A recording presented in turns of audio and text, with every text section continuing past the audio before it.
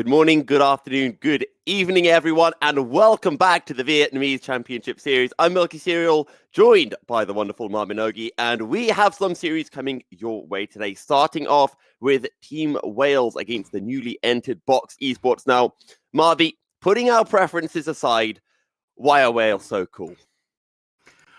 Okay, so Wales last year they finished on a huge upswing.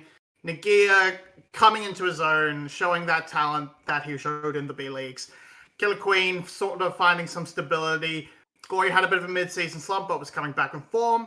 It was all sort of on the upswing, but the bot lane just quite couldn't cut it. But now, they have the best support in the league from last split, joining in B. Unfortunately, we didn't quite get that off-season transfer that was rumored of Uji. But Vit's here. We're going to see if he can step up. There is a young gun on the bench as well, perhaps, in hockey. We're going to see how they play out. But alongside B, I think they're going to do just fine. And we will go to Box Esports and start talking about them shortly, but I do want to give a fair bit of time to Wales because coming into this split with a few of the off-season rumours we were hearing, you mentioned that Uji might have been going to Wales as well. It is very likely that Wales will be seeing themselves, and I think a lot of people will be seeing Wales as title challengers for this year. You mentioned the fact that B has joined Wales. This means that GAM have been a little bit weak, and B being that kind of engine for how GAM liked to play last year. You still have the likes of Saigon Buffalo, maybe even seeing the return of Winter Cerberus from a couple of years back, and SBTC as well. But I do want to talk in the top lane, Nagia, because Nagia was one player that I think when we went into 2022, we had a bit of a question mark over him, and we were wondering how he would perform. So for you, Marby, how do you think Nagia performed? And do you think if that was a positive trajectory, do you think he can continue that trajectory into 2023 spring? Yeah, so when Nagia, I first saw Nagia in V Gaming and the VCSB, and I was pretty excited for this guy to show up. But then he came in and kind of ended up being a weak side top lane bench warmer for Secret for a long time. Joined Wales, got his shot at the starting position. Took a bit of time to settle in, but finally showed up, giving us innovations like the Lilia top, and started actually showing himself as a carry threat in these games. Will that continue? It's a bit hard to say. The majority of the tape shows him being pretty underwhelming. But tanks are strong, so if he goes back to that, that's not even bad necessarily. So I'm hoping he can continue through it, but I wouldn't be surprised to see him take a little bit of a backseat in the split, given the current meta. Now, as people like to say, we save the best to last. In this case, Box. Now, Box are a new team that's entering, and I'm always very excited to see new teams because they are the unknown, right? We don't know how well they could perform. They could be terrible. They could also be, oh my God, where have these players come from? And why didn't we know about them before? There are a couple of players, though, in Box that we have seen before, and there are a couple of names that might be familiar to some of our viewers. Yeah, so the ones that obviously stand out are Zodiac, who's been a long-time veteran in this league. Nugu, as well, has some previous experience as Nogo on Team Flash in the past. Just this casual cereal. Yeah. Look, it's morning for me. I'm hungry, all right? Yeah. Tamrio was under GAM, substitute for Levi. Don't think we actually saw him play, but he might be a name you remember. Sunmer and Slows are completely new. Emo, the other mid laner, we did see a little bit in that Star Challengers Invitational tournament, the international between all the B leagues. And he looked okay. He looked all right there. Box didn't progress through groups, but I thought Emo definitely looked like the better of the two mid laners, so I hope to see him start. But a few names you recognize, but a lot of unknowns, a lot of untapped potential in Sunma, Emo, and Slows, and even Tomrio. I also just saw something cool as well because our producer, Yulway, put something in the chat and it actually came up right next to the screenshot. I was like, I don't have to move my head to see notes from production. It's actually really cool. I hear as well, we've got a new overlay, which is a bit of a Marmite for some of us. You either love it or you hate it. So as we always do in the VCS, we do have to talk about predictions. So for this series between Wales and Box, where are we sitting? Where are we standing, Barbie? 2-0 for Wales. 2-0 for Wales. 2-0 I think for Wales Wales. is gonna Okay. be towards the top of the split. There's a lot of unknowns about Box, but I look at the competition that is here this split, and I'm seeing them ranking low. And I don't have a huge expectations for this roster, but I'm willing to be surprised. But with what I know, Wales. Okay. I'm on the same end of the spectrum as you, Marby, in the fact that I think Wales are going to win this. However, I think it's going to be a 2-1, mainly because I'm the indecisive guy who always goes for 2-1s, and also because you remember a couple of players who are playing for Wales, namely one player in particular, Killer Queen. And for those people who don't know, Killer Queen is one of my favorite players in the league. Incredibly aggressive player, very, very coin flip. And if anyone is going to, flip a game in a series that is winning, kind of G2-esque, it's Killer Queen. So I am expecting a bit of craziness, especially at the start of a split. So we'll see whether he can, rein in some of that aggression, whether B can put a nuzzle over Killer Queen for the series. Oh yeah, that's the bit that's so exciting. We do get to see some champions being banned out, but yes, I'm very excited to see can be Puppet Master Killer Queen, because the man has hands, but sometimes his brain goes for a wander.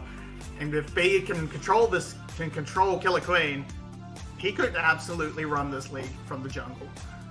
Well, as you did mention, Marby, we are into picks and bans, and we've got 3 bans from either side, with Team Wales first picking up this Ashe, which is likely going to be going into the hands of B.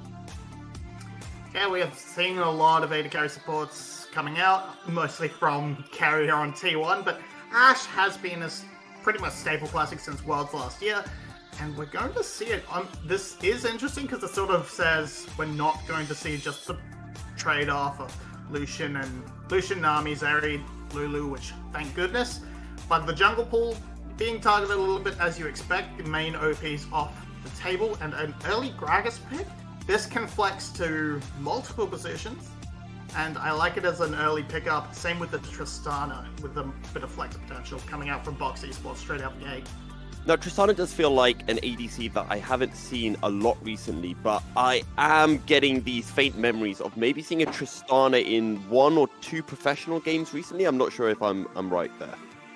Definitely seen it a lot more in the mid lane. I remember Caps and LEC has played it a little bit. It's popped up in the LPL and in the LCK as well.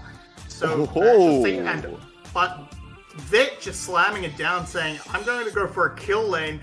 And this is very interesting because he doesn't even actually know for certain who he's up against. He's just picking this blind. And if your answer to that is the Aphelios, I absolutely love this from Wales, because we've already come into this series with a narrative. We've come into talking about Team Wales with a narrative of, look, the weakness for Team Wales last split was their bot lane. How can Vit perform here with B as his support? And Wales are instantly saying, look, we have full confidence in Vit.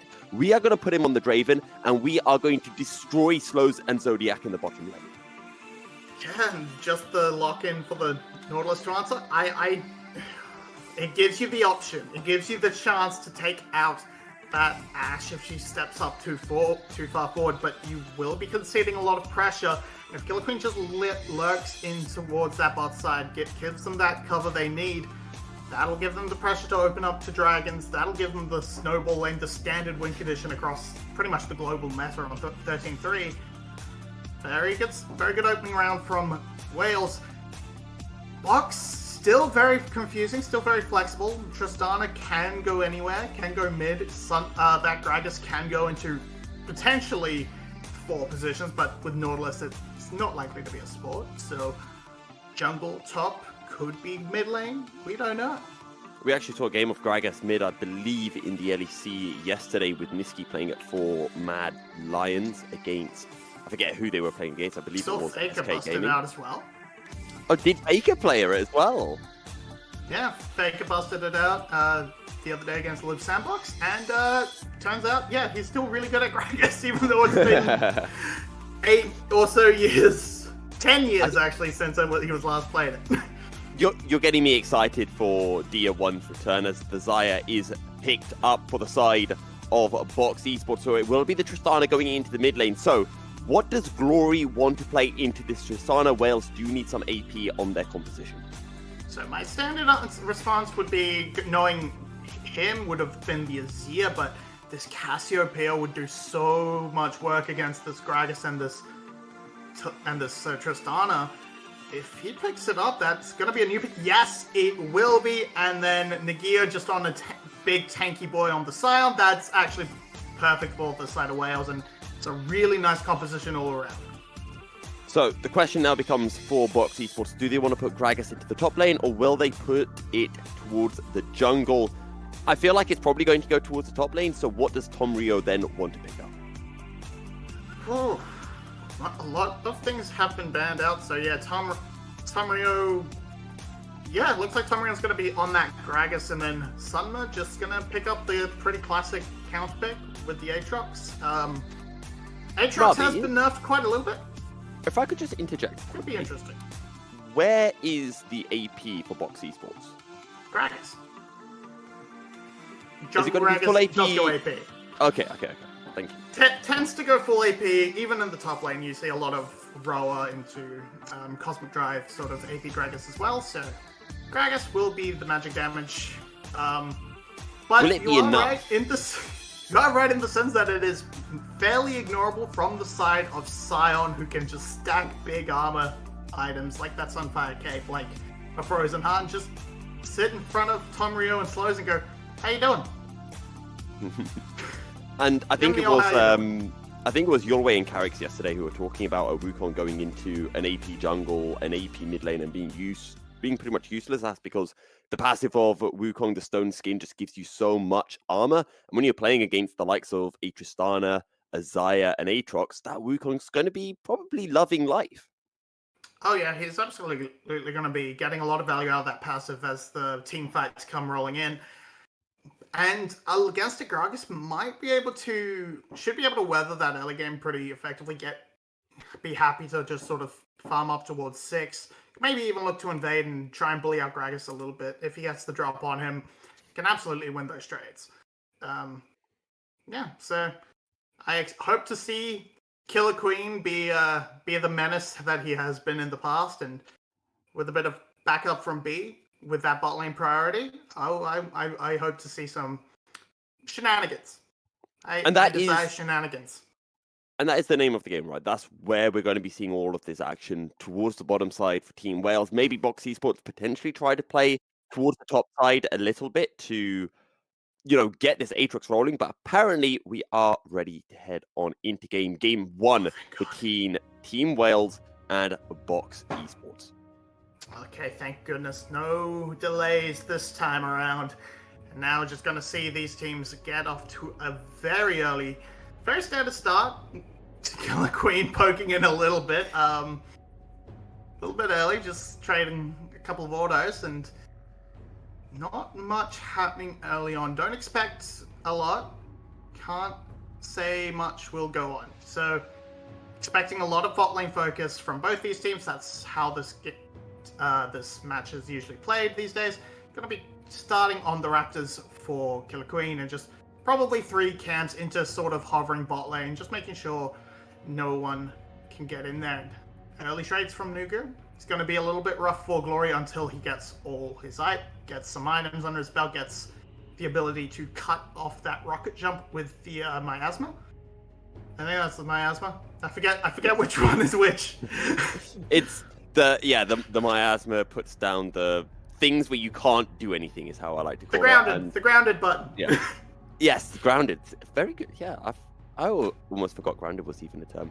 But yeah, Glory with that Conqueror. If you can stop the Tristana from jumping away after she jumps in, then yeah, you can probably win the second half of the trade as Cassiopeia. Especially once you get your ultimate, you get your Petrifying Gaze. As once again, we see Nugu jumping in, getting a very good trade onto Glory, who, as this level 2 Cassiopeia, can't really do much against this Tristana yet, as you were alluding to.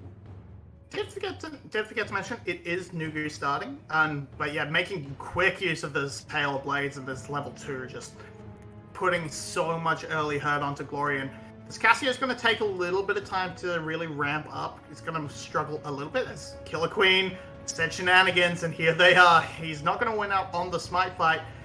Now Zodiac coming to meet him, but Tomrio's just going to get a free Dark Harvest stack, and all is going to be well in the world of junglers. Dredgeline, though, lands. Tomrio is making his way over. Vit is forced to flash away. Look how much damage, though, is being put out by B onto Zodiac. That being said, Vit now flashless in the bottom lane.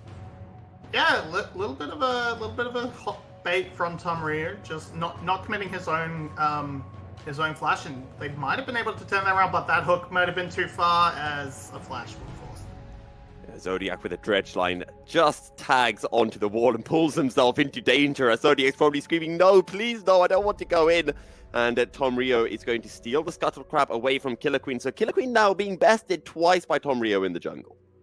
Yeah, just a little bit of a hard time there. Can't really contest with that mid lane priority. Glory already had to back off for that tier, and now he's just come back to lane. He's in trouble. He's gonna have to flash. That's really unfortunate timing for Glory. And this counter pick, yeah, it's not a lane counter, so this is gonna really continue to struggle, as it's just the side lanes going well for Team Wales right now, but that mid lane pressure could lead to disaster, as it's creating lots of opportunities for Tomrio. He's built himself up a very small lead right now, and we're just going to wait to see what Killer Queen can achieve.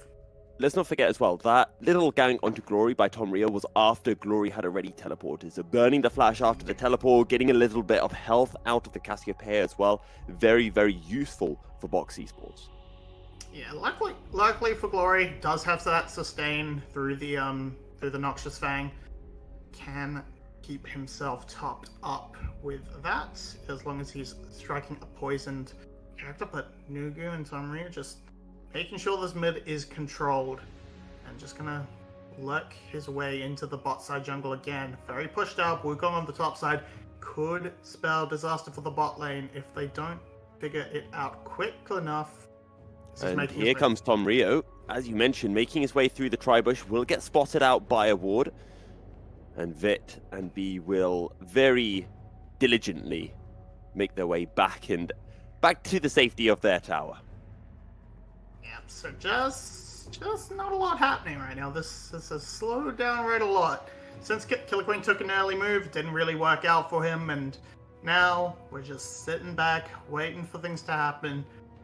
A little bit of pressure being put down. First back's going to start coming through as Nogo jumps in. He's got another rocket jump available. Oh! Doesn't even need it. Just uses the Buster Shot to pick up first blood.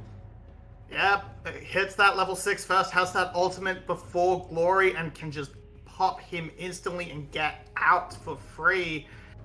Killer Queen just lurking, trying to make sure the wave is okay and doesn't crash, but it's not a good start for the mid laner of Team Wales, and Zodiac's just going for a walk. He's not needed anywhere right now, so might as well. Switches, see here. Yeah, just so much early damage. It doesn't even matter that he's stuck on the poison, just taking a lot back. There's just lots of burst early on. Can't sustain through it. And that's a big thing about Petrifying Gaze.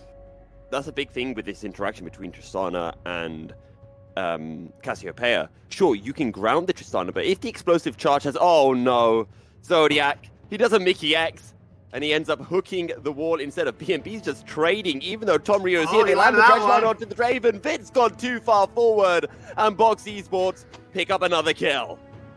And I can only assume that somehow Tomrio just... I definitely thought he got spotted, and that just, yeah, he walks too far forward, as you say. Can they make a play onto Tomrio? Glory is here, and here's Sion out of nowhere! Here comes the choo-choo train. Wales play for the bottom side, and they are able to get a single kill. Nagia will fall, but now you got Zombie Sion, and he's slapping up Box Esports. It's a double kill for Nagia, and Team Wales are going to get a whole bunch of plates. Yeah, that may have made him safe, but Nagia's here. They pick up the slack coming in huge with that train. Picks up a double kill for himself, and any lead that was getting for himself just disappears instantly. Vit, he's going to cover this mid lane.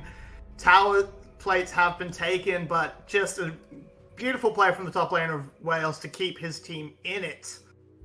After that, oh man. Did not expect that, was not paying attention to that teleport. He just teleports was it in. Even a TP? Was it? No, he didn't. Yeah, I don't think it was. He just walked. Well, Nagia Express made its way to the bottom lane, and it was a very, very efficient and on-time train stop for Team Wales, as B's just zoning Zodiac and slows away. But I do want to go back to this mid lane very quickly, because I really want to praise Nugu, because he just solo killed Glory, and I don't think we've put enough emphasis on this. Glory was the best laning mid laner last split, so that is absolutely incredible. But here we go. Here's the man. Just beautiful. Just shows up, tanks the tower, knows very well that when he dies, he gets another crack at it. Beautiful petrifying gaze as well from Glory, picking up the double stun. And then Nagia just smacks him, just punches them in the head. That's all he needs to do. Absolutely fantastic from Nagia, as now Sunma just trying to trade a little bit into this Sion in the top lane, has a small CS lead, but considering that Nagia was able to pick up 2 kills, I think that's going to more than nullify whatever deficit he has, as the Rift Herald has been dropped in the mid lane. We didn't even see Tom Rio picking that one up. Yeah, that must have gotten picked up in the replay, and with the pressure that Nogo has had right now, it's just going to do a lot of damage. Maybe they can pick it up. Not quite going to grab that tower, but still a lot of work done. Can come back to it later. And what have we here? Killer Queen finding out Zodiac, it seems, and just running him down. Nice arrow from B. I mean, to be fair, is that worth? Because that was 2 flashes being expended by both B and Killer Queen to get that kill. Judging by the way the objectives have fallen, maybe not, but that's less on the is it worth to try and get the kill and just positioning and where you've ended up on the map. And I feel it's worked out okay. It's not that bad in the end, but it is nice to see that B and Killer Queen linking up, as we really want to see them do, and try and put it all together. And it is kill advantage, is still gold advantage for Wales, not by much, but they are slowly scaling up. Oh, really good flash onto the dredge line, but Nugu is just going to outtrade Glory. There's nothing a snake can do in a 1v2, and Glory gets blown to pieces. Nugu with their second kill of the game. Yeah, Glory trying his best to make them work for it, getting a good petrifying gaze down, but just too many people in the area going to not pick up this. Okay, this tower has to fall. I don't know how that didn't fall with the explosive charge, but it will fall this time round. This is a lot of gold for Nugu, and again, as I mentioned in the pre-show, exciting to see Box Esports because they are a large unknown. There's a lot of players that we don't know about, one of them being Nugu, and he's been performing incredibly well so far. Yeah, we last saw him sort of hot swapping on that disastrous Flash roster back before they got relegated, and he's sort of come into his own this time. He's here to make a stand, absolutely putting on a performance.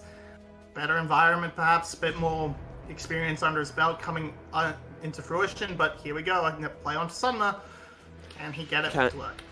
Cyclone won't be able to find the knock-up. Killer Queen cannot get on top of the Aatrox, but they will be able to burn Sunma's flash and ultimate.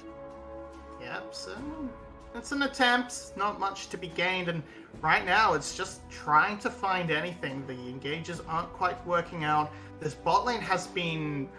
it's not right to say it's been left alone, but they have not been able to find the advantage they've really been wanting out here. The Straven is 0-1 and 0, hasn't really been able to put anything together, and now the rest of the map is going pretty comfortably towards MBE. They've had full objective control, they've gotten a dragon, they've gotten the first Rift Herald, and Killer Queen is just second to the party every time, and they're gonna pick up another kill. Really nice flasher from Nagia. Sunma's gonna fall, not until he gets the kill on Nagia, which makes it a 1-for-1 in the top lane.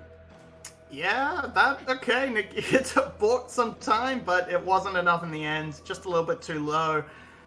As he's slowly building up these items, building up this tank.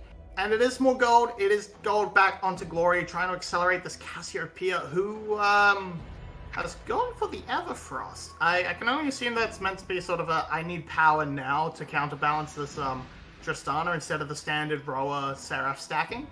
but still, it's not a choice you tend to see very often. Is it also a possible case of if this Tristana wants to jump into me, I can just Everfrost him on the spot? I mean, I guess in theory, there's not much to say here. In the end, it's a 3v1 for Sunma. Yeah. Perhaps, but I guess I would have thought more in theory you'd kind of already have the Petrifying Gaze for that if you need it. The extra health can help you survive the outright burst. I don't know. I think it's fine overall, but I understand the idea behind it. Just you kind of want to match as much pressure as you can early, so you're not just a vacuum to let Nugu run wild. But yeah, it's just an unusual choice. But we are back to a little bit of a lull state. I think so far, though, we can be very impressed with the performance of Box Esports on their debut performance in the VCS A split. Team Wells, though, having found some priority on the bottom side of the map, just invading into Box Esports jungle, getting a bit of vision down, looking for some death brushes, and maybe to catch out an unsuspecting member of Box. I've given Vit a little bit of time with the tower, but they also have somewhat exited the wrong side, so he's going to have to back off as MBE regroup. Just going to wait to see how this continues to progress. But yeah, no, it's still continuing, just not a lot coming from this Draven. Just slowly waiting. We're waiting for that next fight, waiting for him to maybe be able to pick up that cash. Because if he can, that can jump the gold lead right ahead for Wales, and maybe they can start playing with a bit more incentive, a bit more direction. But Sunma right now, he's on the flank. Glory does have a flash available, will flash out. Killer Queen will be able to make his way out with the Warrior Trickster or the Decoy, whatever it's called these days. Warrior Trickster. So the flash down then for Glory, but going back to what you were saying with regards to this Draven, is not good for Team Wells, right? You locked in a Draven as you were looking for bot lane dominance. You weren't able to get the first Drake of the game. You're not going to get the second Drake of the game. You haven't been able to get the first tower. You haven't got a kill on this Draven. It's not been how Wales pictured their first 15 minutes going.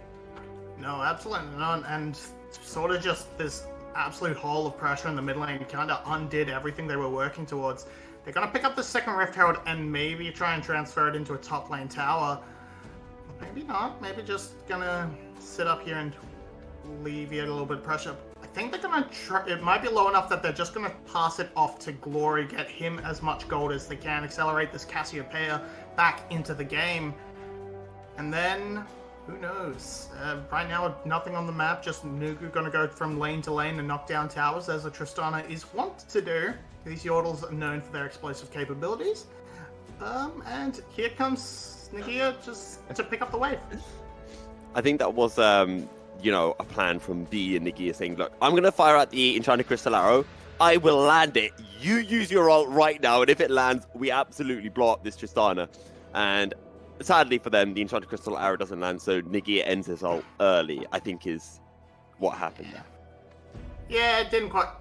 Wasn't able to get to the towers to defend it either, so just quick end it early, pick up the wave when it walks to you. Just wants to get there faster. He's fine, he's happy. It'll be back up in time before the next big kerfuffle around a third dragon. As our overlay is a little bit broken and not actually showing us what the dragons have been picked up. It is a Chemtech and an Ocean Drake, so a little bit of more sustain and a little bit of ability haste and tenacity. Not ability haste, sorry. Slow resist and tenacity for the side of MBE. Mubby, how on earth do you remember the two types of drakes that have been taken? That is very impressive. Because I saw the little icons and I was like, aha, I will remember those. I don't know. I'm just like, I can barely even remember what Drake just got taken, and that was just up on the map. Team Wells, though, are going to drop a Rift Herald in the mid lane as they look to pick up their third outer tower of the game, and will pick it up without much issue. Enchanted Crystal Arrow won't quite land onto slows, and now Nugu is making his way over, which means Box Esports can look for this 5v5 fight. Yeah, Enchanted Crystal Arrow down. Nothing expended from MBE. They've landed a little bit of damage onto Nagia. with Hook, and they're just sort of going to fight over nothing, it looks like. As Oh, here's Barrel. explosive task finds Killer Queen. He's going to try to make his way out. Cyclone will find a one-man knocker, but that is all petrifying gaze onto 3 members, but it does not matter. Box Esports are destroying Team Wales where they stand. Nigia forced to flash away, but Box Esports will take the fight. 2 kills for 1. And was that looked like it was blind. Tomrio just realized, yep, someone's in that bush. I'm going to start this fight on my goddamn terms. Pops Killer Queen instantly, and despite his efforts with the Cyclone to knock up the backline, doesn't matter. Vit can't really get involved. He did pick up a kill, so that's some more gold back into the pockets of Wales. But just here, he sees them hitting on the crab, and he's like, okay, I'm going to pick this one up for free. And a beautiful hook there from Zodiac to bring Glory into the shenanigans. And Nagia, yeah, he committed himself to try and save his buddies, but no hope. Just going to have We've to got flash more out. fighting action happening in the top lane as Glory and Nagia trying to trade onto 3 members of Box Esports unsuccessfully. Now, one thing we do need to check is, did Vit get the kill? Because if Vit got the kill, Yes, that's a lot of gold going to the Draven. Well, maybe Wales have a chance now just to be able to skirmish a little bit more aggressively and effectively. Yeah, because we're approaching 20 minutes rapidly, and the gold is dead even. It's within 100 gold of each other. That's just absolutely insane. Now, a lot of it is on Nagia, and a decent amount is on Vit now that he picked up that cash in. But on the other hand, you have Nugu just picking up these quick blades, and he is going to absolutely commit atrocities with these bombs. So now this third dragon in a minute. Killer Queen, Wales has a bit of vision down, but they need to recall, they need to rally and regroup and make sure they are prepared for this fight ahead.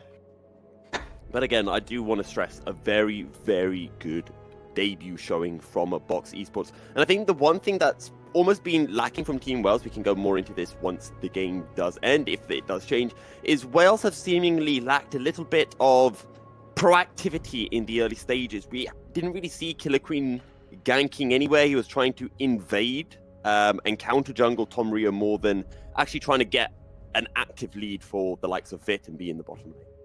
Yeah, he just tried to sort of cover the spot so make sure it was okay, and then he wasn't really in position to counterbalance what Tom Rio was doing, didn't track him properly, and just found himself not really catching anything. Enchanted Crystalaro lands and Team Wales are going to look to turn the fight. Zodiac already incredibly low, and so is Sunma. What can Nugu do on the other side of the fight? Zodiac has already fallen, and Team Wales are taking this fight as Nugu is forced to rocket jump away defensively, going to be able to explode. The explosive caster has another rocket jump available, as now Glory stepping forward, trying to trade, but the Buster Shot will push the Cassiopeia away. Now Nagia is stepping forward. B throwing out the arrows, finding the slows, but can't land one onto slows himself. And in the end, it will be Wales just getting the single kill onto Box Esports support. B just frontlining on this Ashe, and Zodiac going a little bit too far to try and find that pick onto Nagia. It backfires. It's only the 1 kill, but it's enough of a health lead that Team Wales will stop the dragon stacking, pick up this first Infernal Drake, and that's going to be a huge boost towards these pretty high damage carries in the Draven and the Cassiopeia. And now Glory, he's flirting with this blue buff, but Sunma is trying to make that difficult for him. So Wales get their first Drake off the game. Big gets it. Big gets it. Never mind. You can use a blue buff, right? Yeah, he's fine. He's fine. He's got his Infinity Edge and his Essence Reaver, so he's really happy right now. He's putting out a lot of damage on these autos. And I think this is one thing where we can go back to what we said. Actually, we'll have a look at this, because it was Box Esports who initiated this fight. Yep, they just go, but they initiate entirely onto the tank, and Glory off to the side actually drops a Petrifying Gaze that sort of stopped Nugu and Tom Rio from really backing up the rest of their team, and so Zodiac's a bit too far forward. He ends up dying. Sunma, I don't think he ended up dying there, but I'm trying to remember where that death did come from, so who knows? Maybe he did, but all I know is Zodiac is definitely contributing to the Nautilus Death Fund. I guess you could say Glory made it a no-go for Nugu. But anyway, we do have a Baron that has spawned, and Team Wales are the ones who are establishing vision in the top side currently. Where's the scoreboard?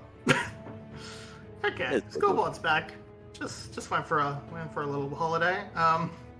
Yeah, it's very early on, so starting Baron right now would be very risky. I mean, they have a lot of damage. They can burst through it very quickly if left to their own devices, and Nagia can sort of tank it for a while. And can they set it up? Enchanted Crystal Arrow will not be able to pick any members, neither will the Dredge line of Zodiac. And both teams just fishing for an engage, just trying to poke the other team out. But Team Wells making sure that Box Esports cannot enter into the river. This game is still so close, hold that. Look how much damage Nagia is tanking. Team Wells unable to throw anything, and the explosive cast delivers Nagia into the waiting arms of Slows. Box Esports will get a single kill, and now Wales are forced to back away from the river. Yeah, MBE are gonna just move their way straight towards the Dragon Pit, Baron Pit rather, and Team Wales, it seems like they didn't even try to bail out their top laner. They didn't throw anything, no Whirling Death, even just to sort of scare them off a little bit. But now the Baron has been started, Team Wales is gonna have a bit of a hard time trying to check into this pit without a tank. Look at Sunma trying to come in on the flank. Good Petrifying Gaze will lock the Aatrox in place. Zodiac is so low, and Sunma just gets run down. It's a shutdown for Glory, and Box Esports are on the run, losing a 5v4. Killer Queen now down Nagia's low. And Nagia is back. He's teleporting into the play. Sunma does have TP, but he's not going to be up for another 30 seconds. Yeah, now they're going to take a chance at the Baron. Now, is Tom Rio going to be stopped? It does not look like it. The team is coming back. MBE. Killer Queen is on very low health. Yeah. Any pop can remove him. Nugu, Tom Rio, they have the burst. Oh, the drop line lands on the jungler, but Killer Queen survives, and Zodiac does not. Tom Rio is still alive. There is still a smite available for Box Esports. Explosive Casca Kid. Killer Queen is so low, but he's still alive as well. So just freezing Killer Queen is gets the kill with the double daggers. And now Sunma has shown up. Wales are trapped in the Baron Pit, and Slows is just firing out feather after feather. Is picking up all of the damage. What can Nuka do? He's a very strong Tristana. Tom Rio throwing out barrel after barrel into the pit. Now Nagia stepping forward once again, trying to tank for his team so that they can get out some damage, but that's two going the way of Box Esports. But Team Wales will turn it once more. Slows forward with the Gale Force, finds the triple kill, gets the kill onto Vid, gets the almost gets the final kill, but somehow B just about survives. Overall, it's a huge mess. It's still 12 and 12. The kills are dead even. There is one Baron buff on B, but guess who's respawning first? It's Killer Queen and Team Wales, and the dragon is spawning now. And this is really late into the play. Nagia tanked them up for so long. This is him walking forward a little bit too much and just sort of letting this bomb pop on top of Glory. And then they run down Tom Rio, but Slows. He sees the angle to assassinate, and this is actually great from Nagia, just chasing him away so B can escape. Let the man get out, keep the captain alive, and oh man, 9 seconds to Dragon. Everyone's back. There is one Baron buff on B, so it's not going to amount to all that much, but really it's just that goal for the Dragon keeping this Baron power play alive. We're getting more fighting. It's not ending just yet, Marby. And there were some people who thought Wales against Box Esports, that's got to be a stomp and a half. Absolutely not. Box Esports coming in with a statement. Enchanted Crystal Arrow lands onto Tom Rio. He's not tanking. Nagia gets the kill. Rocket jump from Nugu, but it is not aggressive as it's a shutdown onto Slows. The Team Wales are wiping Box Esports off the map. It's a triple kill for Nagia, and it is 4 kills for Team Wales. Silence the carry now! Just give it all to him. Triple kill for Nagia. It's a huge engage from Killer Queen, and now Team Wales is just going to run it down. They're not even going to go for this dragon. They can't end. They can't end. They still have a Baron buff for 40 seconds. Being survived, and this is going to be huge. Oh, Zodiac is desperately trying just to pull the minions away, but can't do it. One Nexus Tower is going to fall. Dredge line lands, though, from Zodiac, as now members of Box Esports are starting to respawn. Zodiac's still alive. Tom Rio is able to get a kill, but it is only onto Killer Queen's clone. Another Dredge line lands just to slow down the back of Wales, but Box Esports are not close enough to be able to follow. Okay, Box Esports, they're going to live another day, and with Team Wales' health bar, most likely Box should be able to pick up this dragon. Actually, Wales are heading straight there. They want to just pick up the dragon on the exit, but this could lead to a disaster given their health bars. Glory is only on half health. B is on half health. They have to give this one up for sure. Killer Queen might go for a steal. Oh no, it's gonna continue. He's going in charge of Crystal Lara, has a landed cyclone onto all the members of Fox Esports. But Killer Queen has already fallen. It doesn't matter because Team Wales are winning the fight. Vit has found the kill onto Sunma. The Drake has been secured by Vit. And oh my god, Nugu just dies mid-air. There's a teleport in behind Slows. There is nowhere for the Zaya to go. And Tom Rio just has to stand still in a brush as the rest of his team dies. An incredibly painful death. He'll get a kill onto B. No perfect game for the Ash, but I think it might very well be game going the way of Team Wales with that. That crit just killed Nugu from half health. Absolutely insane. They get the dragon. They don't need the smite. Tamria survives the whole thing. And it's just, okay, they're going to try and kill Glory and save them. Sunma is here, but two members have already died of Vox, and Sunma will surely fall as well. He's trying, he will get the kill, but Nagia and Vit are still alive. Is there anything that Nugu can do? He's got to just try to get some extra damage stats onto Nagia. That will be game. Team Wales take game 1 against Fox Esports. It started slow. MBE put up a huge fight in the early game, but that one fight around the dragon, that mess around Baron, that giving that one Baron buff getting away, just these small inches explode into a huge early end game where the experience, I think, just shined through a little bit more from Wales, and they managed to clench it out, but MBE put up a great fight, and now I'm actually really excited for game 2. Absolutely. If I could take the words and quote someone who I shall not be naming, but I'm really sorry, Milky, that you and Marby have to cast this series between Wales and Box Esports. Please give me more of these series because I heckin' love the VCS. We'll see you guys in a short break. Oh, man.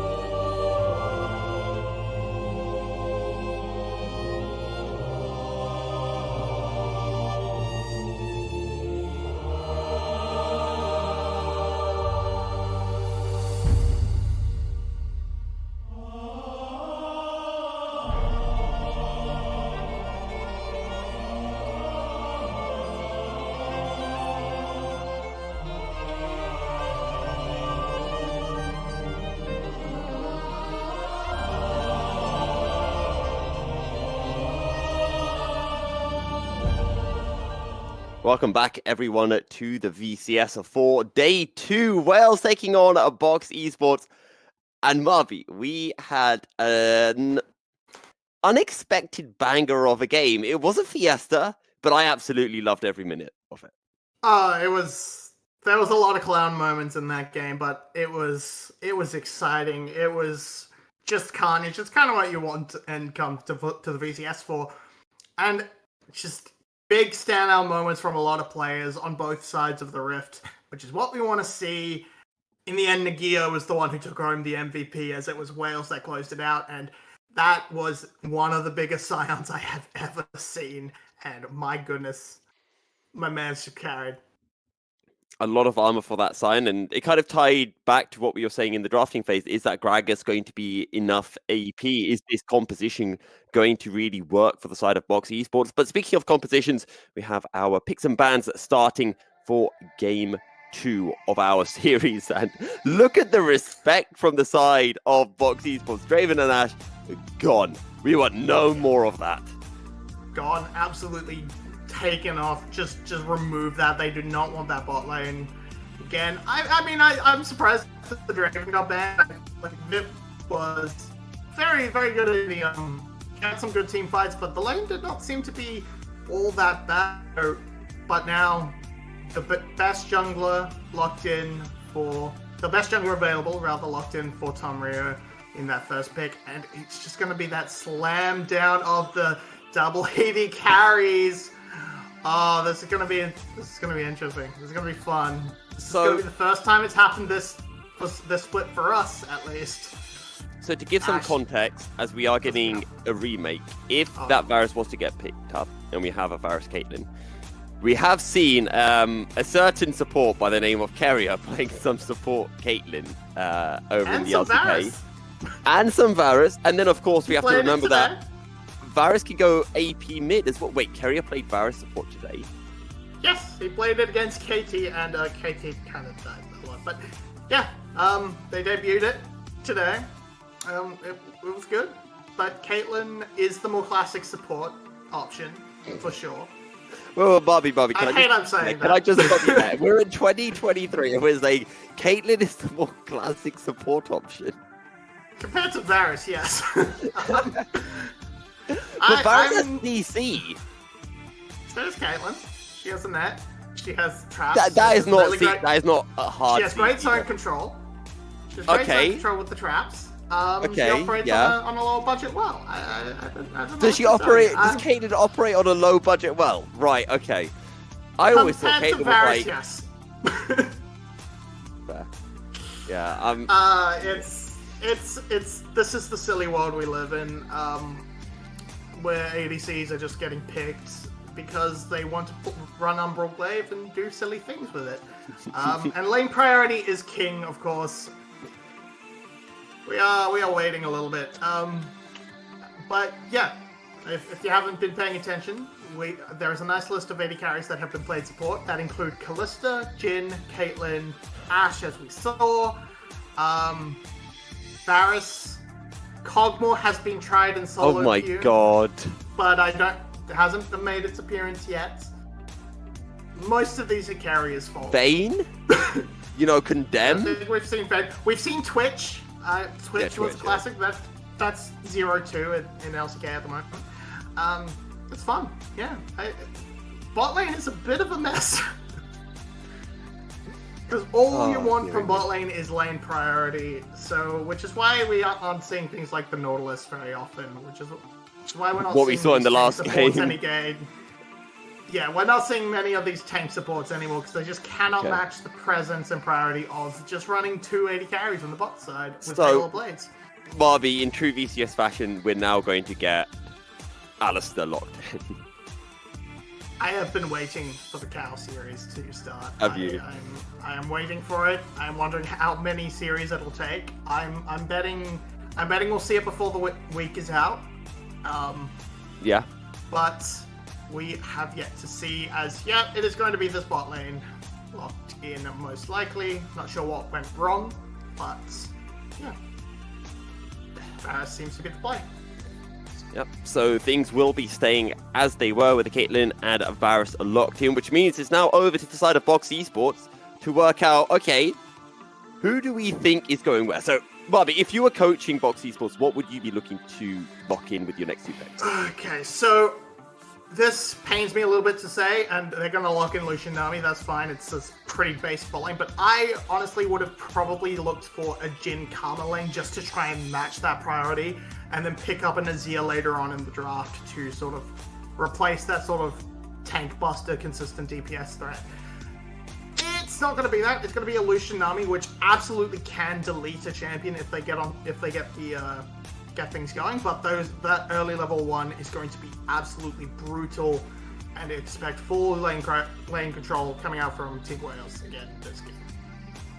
So once again, Killer Queen on this Wukong. One thing that I do want to see a little bit differently from game 1 is just a bit more proactivity from Killer Queen, either looking for ganks or the rest of Wales just supporting his jungle invades that he really likes to do, because we didn't particularly see either, and I think it's what really stagnated Wales' first 15-20 minutes of the game. Yeah, I also want to see a little bit more presence in the lanes coming out, especially mid lane, and this time I think it's going to be a little bit easier for Glory to get that counter pick. I mean, presumably they're going to give it to him. Top lane, Sion's still available, tanks still available, though ban left for Box. We can see what they try and get rid of. Maybe another safe mid laner. Safe mid laner. I don't know. They're sort of going for the counter picks. Yeah, that's Sion. Makes sense. Get rid of the Sion. It was a big issue in the previous game. And we'll see what Nageer does want to take into the top lane this time around. Oh, I would love me some Jax. Okay, Jax blind has a few counters available, but overall has been a very strong pick this patch right now since the mini rework. Cat's just going to lock that in, and now we're going to have to see what Sunma's answer is. The Aatrox didn't quite work last time, but this time around he's got a few options. I'm not sure what you want to go for here. It's a bit early for the Alistair counter pick, but we could see things like, I don't know, the Fiora comes to mind. Kennen would be interesting. Okay, it's Kennen. Let's go. We get the Ninja Rat in the top lane. This is big team fights, I would like to stress, for the side of Box Esports, especially if Sunma can find those wraparounds, those flank engages, and get onto Killer Queen and Nageer in the backline. Yeah, sorry, I'm being attacked by a rat of my own. Goodbye, Pippin. Yeah, and if they're gonna look to a Jace as that lock in there. And then, okay, roam priority coming out from Wales. Going to look to link up this mid-jungle duo and trying to get these side lanes rolling. Makes a lot of sense to me with a Jax and a Varus Caitlyn. Now we're going to have to see, can Zodiac punish it, keep Glory low with his poke, keep the pressure on the tower, and just do Jace things in the side lane as the game progresses. Lots of poke to soften it up for the big team fight. Pretty comfortable compositions coming out from both teams. The only real screwball to me is this cannon. Don't see a lot of it, but it seems like the prepared answer into Jax for Sunma. I'm finding this mid lane pick quite interesting, right? You've picked, or I should say, instead of you, Wales have picked Ryze to go into this Jace. And it once again feels like Glory has had the counter pick, and he's picked something that inevitably going to lose the early stages of the game. Yeah, it's like I definitely see Jace sort of trying to run over a little bit, but I think by the time he hit about level, I don't know, by the time he hit level 9, absolutely, but by level 9 in game 1, we had already seen a solo kill coming through in the mid lane by Nugu. It's true. However, Jace is a little bit less explosive than the thing is. Tristana is. Ryze can play back a little bit safer and has earlier access to the wave clear. I feel hitting that level 6 mark will be fine for Glory. He's going to grab that and then just evacuate lane forever. I like the sound of it. But it does seem like with Wales having this Rise, having this Jax, this is going to be a composition that's going to scale rather well. 1-3-1 probably going to be the game plan. And with having the likes of a Varus and Caitlyn, it is a Caitlyn support, be piloting the Caitlyn. This is a lot of range that Team Wales have to their disposal. Runes. Just look at those runes in the bot lane. Yeah, Hail of Blades, the exact same rooms on AD carry and support, because they're just gonna walk up, get those Hail of Blade procs onto one of the players in the bot side, and just make them burn pots instantly. It's brutal, it's rough, it's just awful to deal with. And that range of Caitlyn is going to potentially make this first strike from Lucian a little bit harder to access. He's going to get a lot from just W poke, but not much you can do besides that, as just gonna hover around and quiet jungle starts just like before. And then there's also the thing that we should be bringing up, which Nugu trying to wrap around behind Glory. This is a way to start laning phase, to essentially say, hi Glory, I don't want to lane, I just want to hit you many, many times. And Glory says, that's fine, buddy, I'll just hit you harder. Yeah, okay, I foresaw that going terribly wrong with Killer Queen just sitting in that Raptor camp. I saw that being cleared out and then Wukong over the wall, but it's okay. Not much going to happen at all, but you can see in the bot lane straight away, lane priority back under tower for the side of Slows and Zodiac. Just gonna have to sit there and wait it out, wait for Tamrio to come visit. I'm slightly more interested in seeing top lane, because this matchup is not one I have seen in a long time. Goodbye, Nugu. Killer Queen into the mid lane, just as you wanted to see, Marby, and it is first blood for Glory, who gets his vengeance for game one. Yeah, we were hoping for a bit more proactivity from Killer Queen. What's more proactive than a level 2 gank? Absolutely beautiful coming out from the side of Killer Queen. Glory, I presume, will have set it up, but it is fine. It is great. It is just a dead Jace in the mid lane, and that means an acceleration for Glory so he can get closer to that Rod of Ages early and start stacking it up. Now on the spot side, Tamrio is lurking in the area, so might be able to make something happen after picking up these Krugs. Might not either, but they're pushing so aggressively, our Team Wales. There could be an angle, but they're not going to go for it. To be fair, the CS is relatively even in the bottom lane once this wave gets collected by Slows. Vit doesn't have a huge CS advantage as he dashes forward aggressively with a relentless pursuit and gets a little bit of chunk of health out of it. But once again, just like in game one, it's Team Wales going for this dominant bot lane to, as you mentioned, Marby, get this bottom lane priority. And we'll see whether they can actually convert it this time into an early Drake. Yeah, I mean, you've already seen a tower play picked up a level at 3 minutes, but goodbye, maybe Nagia in trouble. Big wave. Trying to get a bit of damage down and just zone Nagia away from these minions. They just hit Nagia once, take tower aggro, and then dash away, and Nagia is just forced to take the brunt of this poke in what is a melee versus ranged matchup. Yeah, he's just taking a little bit of poke. They're not committing to the dive because Counter-Strike turn potential. And oh, good lord, Vit is dead. The piercing arrow does not land onto Slows really nicely. Sidestepped, and now B is just taking this 1v2, flashes away. Excaliburnet still alive, but will eventually fall, and somehow Slows does not die. Killer Queen can't get on top of the Lucian, and it's 2 kills going the way of Box Esports' bottom lane. That's gonna absolutely ruin the bot lane plan from Team Wales. They can't do anything. Nugu was here to back it up as well, just in case. Killer Queen, buddy, what are you doing? You can't fight this Jace, mate. And, oh my goodness, just beautiful outplay right at the end. They're just trying to push forward, and I guess bait slows in so Killer Queen can come in, but dodges everything beautifully. And this final play from Slows here with the flash to dodge the...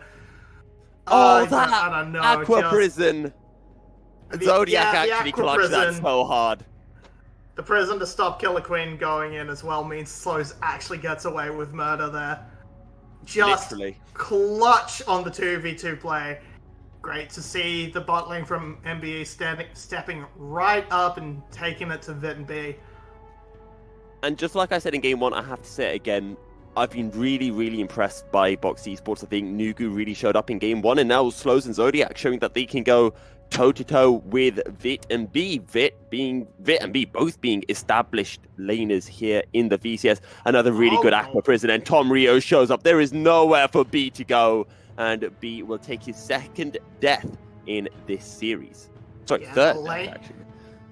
The lane just collapsing from the side of Team Wales. Just cannot keep the pressure. The CC is landing, and the follow-up is there. Now Vit, she's just gonna have to sort of sit back, and Caitlyn from behind in the ADC setting is unfortunate but useful. From behind in support, it's just sorry. I'm afraid you're playing 4v5 now, and beautiful bubble, and then the follow-up is immediate. Nothing you can do there as B, except not get hit. I suppose that's it. Just don't get hit forehead. To be fair, we are in a relatively similar situation as we were in Game 1. Oh, Aqua Prison almost landing from Zodiac. Maybe a good thing it didn't land because Killer Queen was hovering nearby, as was Glory, so a bad relentless pursuit there could have spelt the demise of this Lucian Nami duo. Yeah, I think we're seeing a little bit of B not quite as practiced on the Caitlyn, as perhaps could be missing a fair number of these Qs after the net combos. But the pressure, the priority, it's enough to start off the this first dragon of the game. Will be a bit of it's Mountain Drake. That will help this bot lane stay a little bit healthier against the all-in of Slows and Zodiac, I suppose. Just gonna keep building up the stacking. So really, even though the kills have absolutely not gone their way, technically the objective is still being achieved by this high-intensity bot lane. Tom Rio on the top side of the map, and Tom Rio just going to trade on it to Nagir. They get the permafrost stacks off. Counter-Strike flashes forward, can't land the CC onto Sunma, and it will be a kill going the way of the Kennen. But meanwhile, in the bottom lane, Team Wales playing aggressively. They find a kill off their own. Now they're looking for Zodiac, and it's just too much damage. A double kill goes the way of Glory. And now Nugu maybe a little bit late to the play. Killer Queen flashes over the wall into the safety of the brush. B showing up, and Nugu is now going to be the focus of a 3v1 tower dive. Locked down by the Rune Prison. So much damage through. Team Wales execute the play beautifully. Beautiful tower dive. Glory making up for it on this making up for game 1 on this rise. This is one of his most played champions of all time. Absolutely practiced. Gets down there and just sets up this dive beautifully. It's just going to see the Realm Warp to bring Killer Queen in, and Slows just tries to abandon ship. And though it's a nice attempt from Zodiac with the bubble to stop Killer Queen, Glory's just got too much damage. Vit can just walk up and provide his own. And really close from Nugu picking up Killer Queen. Didn't quite happen though, and then it's just healthy enough to start up the tower dive again. And yeah, 3 kills and more tower damage going down. Traded for a Rift Herald overall, but that's still not a good situation, as it really brings the bot lane back into it from Wales, and it accelerates this rise further and further towards that throw-up. Wales now find themselves with nearly a 1k goal lead. That will drop down once the Rift Herald gets used and a couple of tower plays get picked up by the side of Box Esports. But as you critically mentioned, Marby, this rise is getting accelerated. It's already 10 CS ahead of Nugu with 3 kills as well, one of those being First Blood. I wish we could see exactly what the goal difference is between the two mid laners, but it's probably over 1k. Yeah, I would love to see it. Want to know how close Glory is getting that Roller started, get that stacking, get that passive stacking, and build up the strength. Tom Rio lurking in the mid lane. He wants to make a play onto Glory, perhaps. Bring Nugu back into the game, crack open this mid lane tower, get some good damage down at the very least. But Glory's playing back, he's keeping it safe. Just wants this wave cleared. And Tom Rio got spotted out by the control ward in the pixel brush, so Glory knows exactly what Box Esports are looking to do, playing very safely as someone gets a nice stun onto Nagira as he jumps her forward with what we like to call the helicopter move or leap strike. But still, kills are even. Wales with a slight goal lead, having priority on the bottom side as here comes the engage. Really good flash from Vid, but B is left to his own devices, gets caught by the Aqua Prison, and Slows will pick up a 3rd kill of the game on the Lucian. Yeah, great reaction from Vit. Unfortunately, B just not in a good spot to get himself out. He does his best, but a Prison does land, and now this Rift Herald will be dropped to finish off, or do at least some serious damage to this tower. Gonna get some more gold back on Lucian. This is their big win condition. But in the top side, which is what I was wanting to talk about, if I get the chance, we can definitely see Nagia just sort of looking like he's definitely unfamiliar with this matchup. Just sort of leap striking while he still has the stacks from the cannon, and so he just jumps on and gets stunned instantly by just Sunma pressing E. And yeah, just looking a little bit lost. We saw that in the 2v1 he went desperate to try and pick up that kill in the 2v1, didn't work, and now he's just sort of slowly bleeding out a little bit in this top side, but that's okay. Jax will scale. He's gonna be okay. Probably. And there's one big thing, right, for Team Wales. They've got a lot of scaling with their composition, particularly with Glory and Nagia on the Rise and Jax respectively. For the side of Box Esports, I mean, they do have some scaling, but I don't think it's as potent as what Wales have available to them. Yeah, I mean, Lucian damage is always absolutely disgusting with the Nami, but definitely more of a mid-game spike, and hello, it could be a 3-man party in the mid lane. Nugu played very, very well in Game 1, and Team Wales are not allowing him to play for Game 2. A lot of respect being shown to the Box Esports mid laner, and this is how Wales want to be playing Game 2, and so far, it's been working very well. Yeah, God, these two teams have been so evenly matched in these two games. They've been pretty much neck and neck for the majority of both games. It was really just towards the end, Wales was able to break away the gold lead. This time, still only within 100, and now this dragon is up, and perhaps we're going to start to see an actual fight. The first dragon went to Wales, our overlay is still struggling, but first dragon to Wales, second dragon on the board, MBE definitely in position to take it first.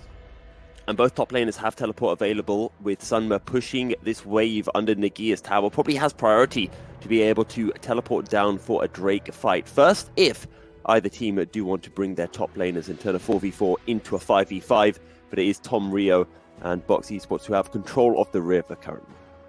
It's still not 14 minutes, so teleport plays would be muted a little bit, but it's just gonna be passed up. MBE gonna pick this up, which is pretty much good news for them because it lets the bot lane survive a little bit more against the ongoing poke of Caitlyn and Varus, but Team Wales don't have it in their own circumstances to hold that thought. Killer Queen being caught out. Glory, though, with the Realm Warp in behind. Glacial Prison will lock Glory in place, and now Zodiac zones be away.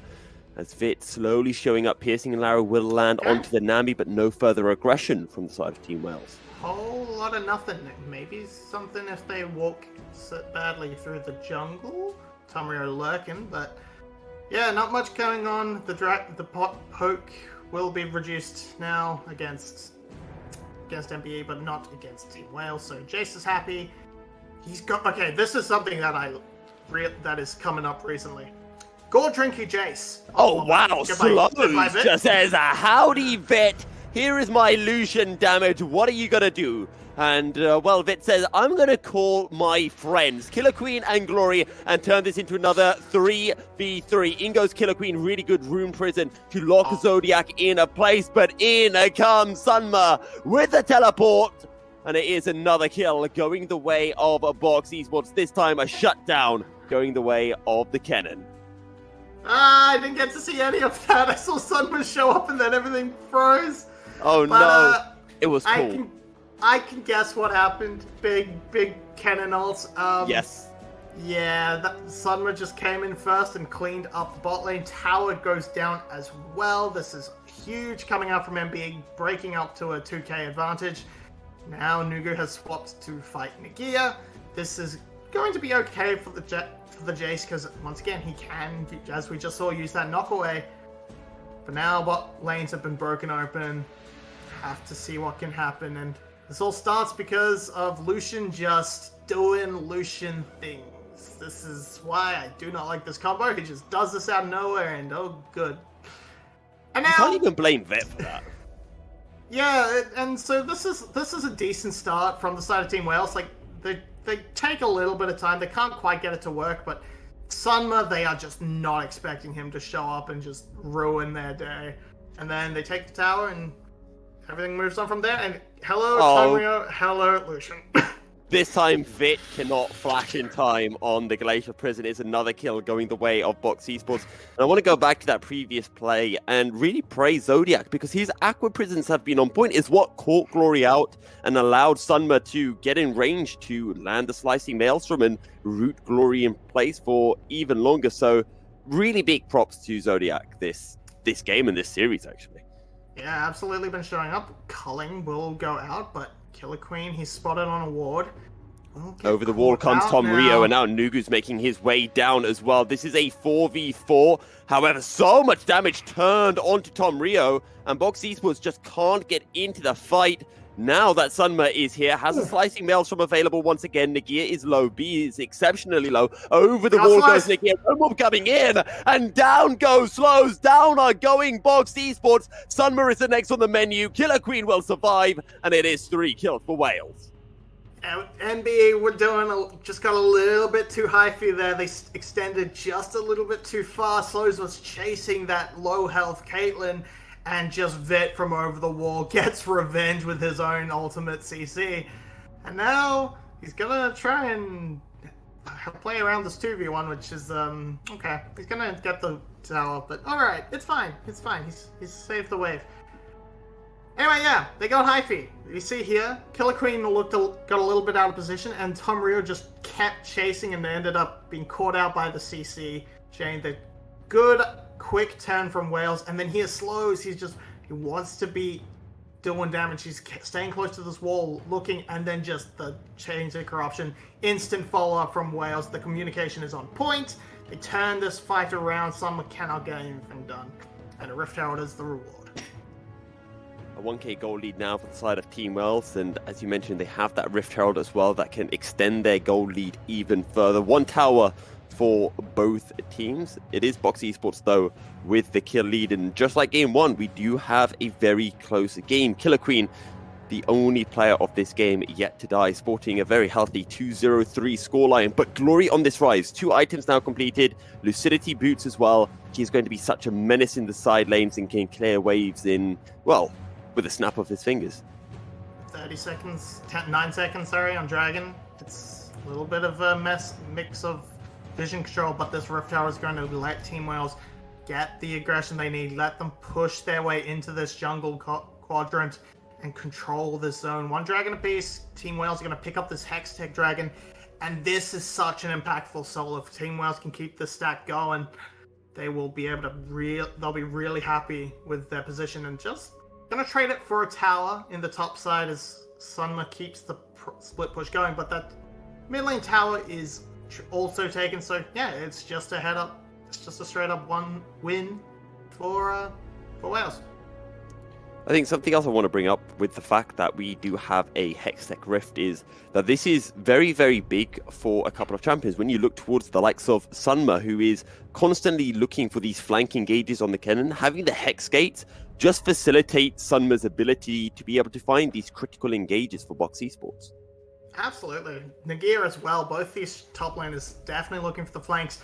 Killer junglers as well. I'm definitely happy to look for them. Killer Queen more so than Tom Rio, who can just throw a bowler at you and call it a day. And can also just stand there for years tanking things up with the War Monks. It's going to be a little bit fun, and Sunma going to be cut off by Killer Queen. So nice macro rotations now from Team Wales. Just going to pick up some more gold in the towers. The gold is now in their favor. It's very back and forth. I want to see the gold graph. I want to see the roller coaster. Hey! But, that was a 2.5k goal lead for Glory over Nugu. I think I saw it for like a brief moment. I did not. Cries. Literally, as you said it. Hey! There it is. And yeah, we're seeing Glory as topping the charts, but Slows and Sumner are definitely keeping pace and can put out a lot of damage in these team fights. So really, just gotta see. We can just see it's Slows, it's Glory. These are the targets you have to watch. If they get picked out, the other team should win the fight. But so far, we've seen a lot less scrapping for the sake of scrapping this game, and and now we're just probably going to stay in this relatively calm state until the next dragon. Baron has spawned, but it's still perhaps a bit too early to really go for it unless they find a good team fight or a good pick and get someone out of position. It's kind of surprising to me that Killer Queen is 2-0 and 3 and barely has an item advantage over Tom Rio. In fact, doesn't have an item advantage over Tom Rio. And what I swear the Vietnamese observers can hear us right now, showing the goal difference. 500 goal between the pair of them as Killer Queen takes a Hex Gate, and we'll just see the blue buff being secured by Nugu as he arrives.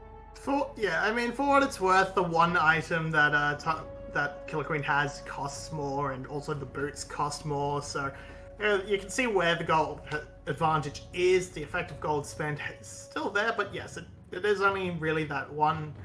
It really is sort of similar item parity. Speaking of items, while I get the chance, Gourd Drinker, Jace. It's the way to go. Eclipse is old news. You really need that system. Oh my god. Really nice change of corruption from Rio, and the Realm Orb comes in from behind. Slicing Maelstrom is not going to even be used by Sunma, and Team Wales just get 2 kills. ADC jungler down, no jungler, no way to contest the Baron, and Team Wales will look for the big purple worm. Absolutely massive. Just catch them unawares, pick up this Baron for free. What can MBE do to respond? They're probably just going to shove this mid wave and try and crack this tower. And we see Vit and B going over to stop them in the process. TP is well committed.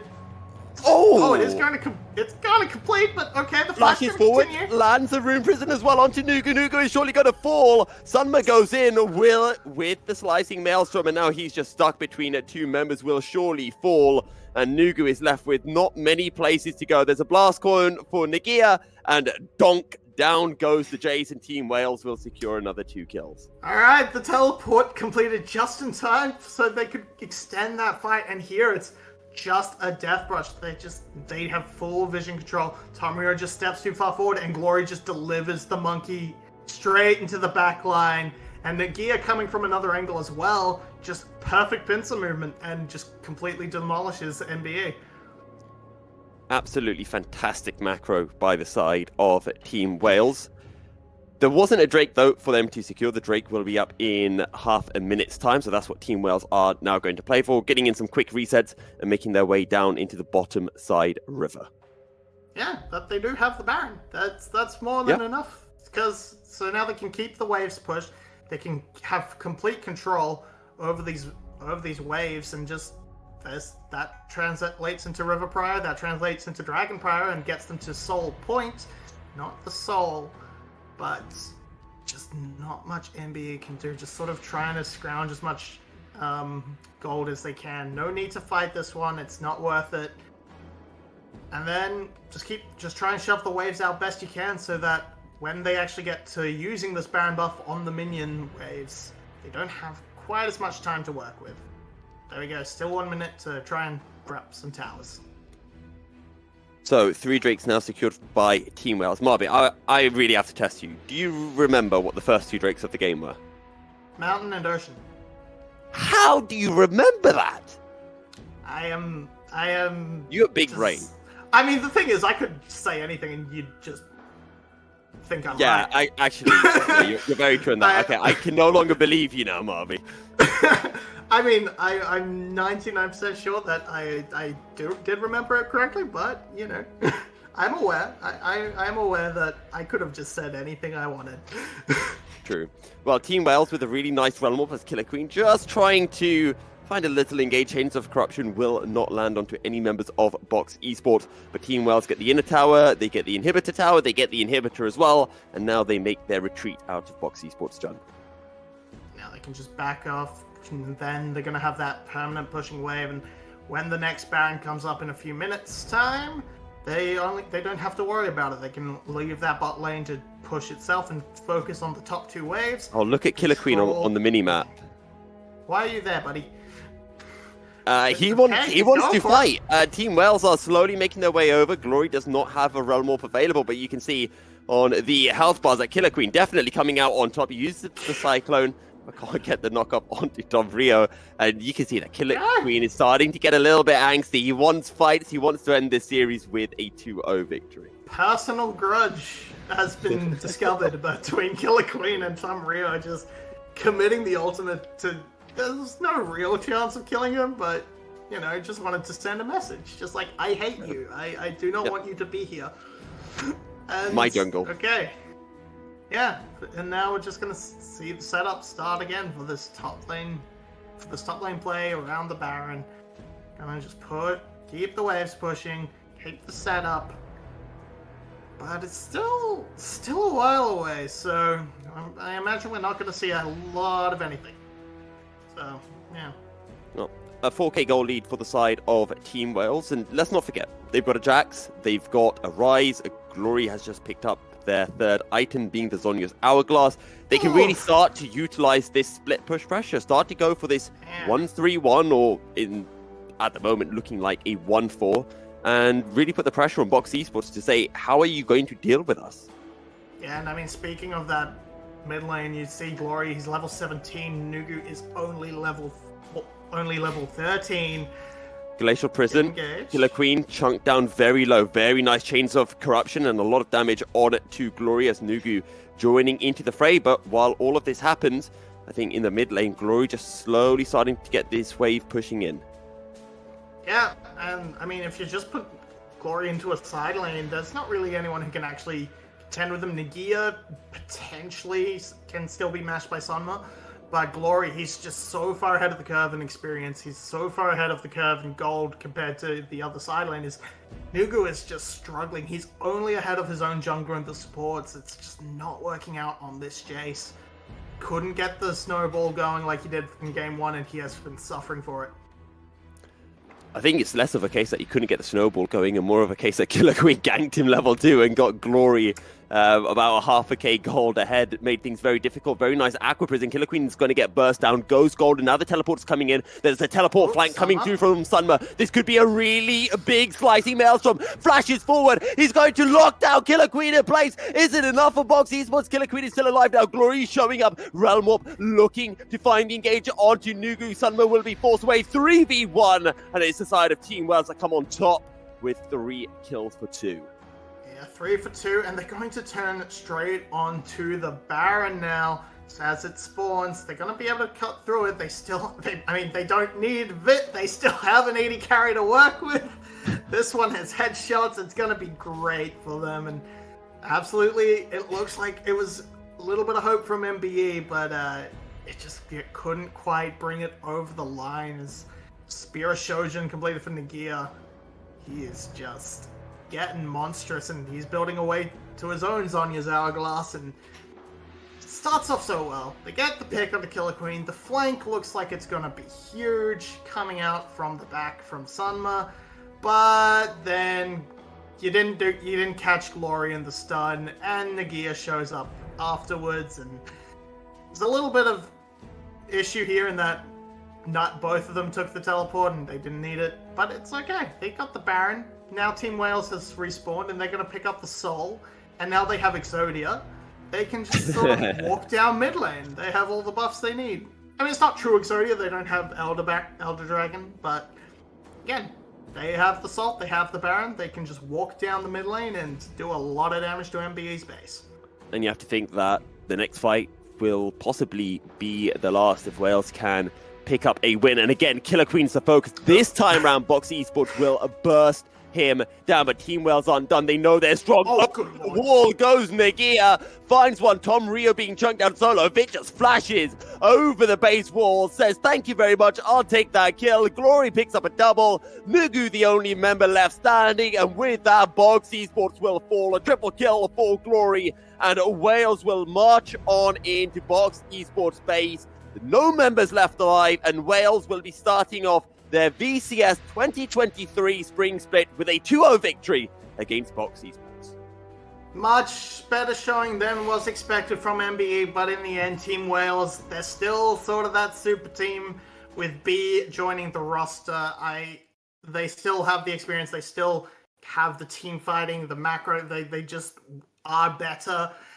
But I got to commend MBE for actually putting up massive fights in the early games, hitting 2 lanes, hitting mid lane in the first game, hitting bot lane hard in the second. But in the end, yep, Wales did win the 2-0, and it was great to see. I'm definitely some issues for them to work through in the early game, but they looked like a pretty good cohesive unit coming in from through the mid to late. Except I do want to Killer go. went on a fun run. I do want to go on to Wales in a bit, but first I do want to talk about Box Esports just for a little bit longer because I think in the laning phase, especially in game 1, they showed a lot of prowess. Even in game 2, they did very well in the bottom lane. And maybe the thing that's lacking for them is some of those macro decisions that we saw Wales utilizing very effectively. And considering this is a new team, as the split goes on, we can, I think, realistically expect that to get better and really see Box Esports maybe making some upset games, upset series, even as the split does progress. Yeah, I absolutely see them taking games off other teams. Flash will definitely be the one we're obviously looking at as their direct competitor, but I can see Secret dropping games. I mean, Buffalo can always drop a game because they're Buffalo. But, much better than I was expecting, and I have to say, expectations were low, and they were very much easily exceeded. Actually, that sounds horrible. You know what I mean. Well, I thought it sounded okay. They were better than they thought they were going to be, all right? Yeah. Well, you mentioned Flash. We will be seeing Flash taking on GAM in our next series of the day. But if you have just joined, you just missed Wales taking a 2-0 victory against Box Esports. We're going to be going on to a little break. And when we return, we'll be having our second series of the day coming your way. So make sure you stay tuned. We will be back shortly.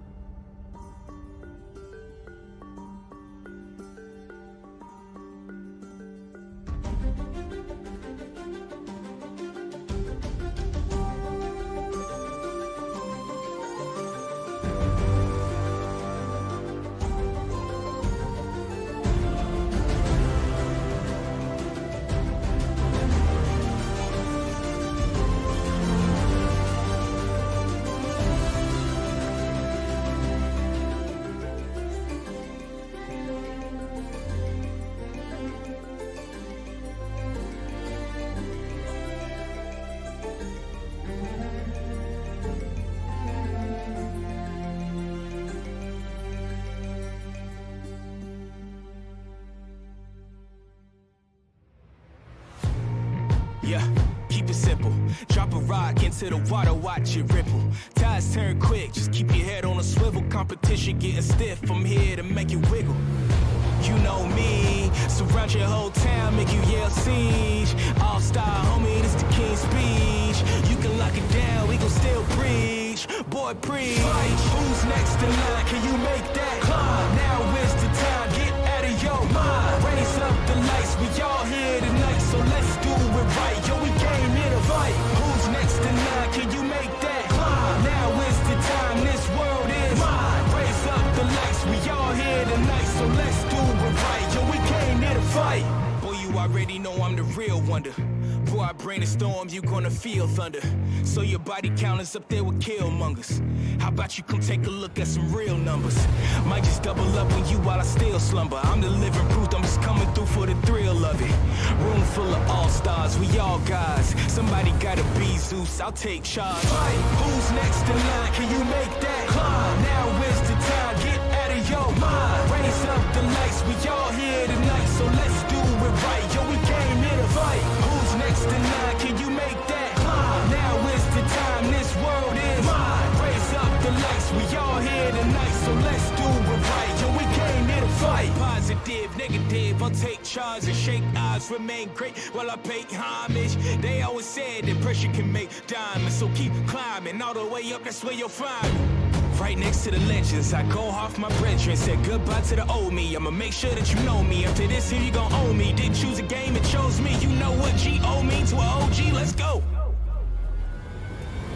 Fight, who's next in line? Can you make that climb? Now is the time, get out of your mind. Raise up the lights, we all here tonight, so let's do it right. Yo, we came here to fight. Who's next in line? Can you make that climb? Now is the time, this world is mine. Raise up the lights, we all here tonight, so let's do it right. Yo, we came here to fight. Who's next in line? Can you make that climb? Now is the time, get out of your mind. Raise up the lights, we all here tonight, so let's do it right. Yo, we came here to fight. Who's next in line? Can you make that climb? Now is the time, this world is mine. Raise up the lights, we all here tonight, so let's do it right. Yo, we came here to fight. Yeah.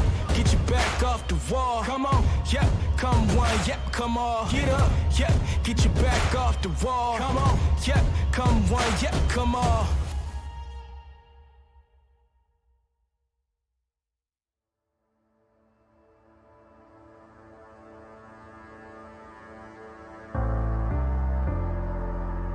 The night beckons while you dream.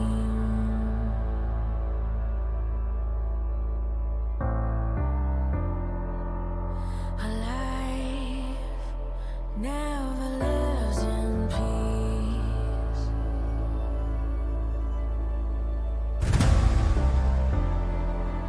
As you stand upon the edge, woven by a single thread, and fate may fall down upon you, while the devil is knocking right at your door.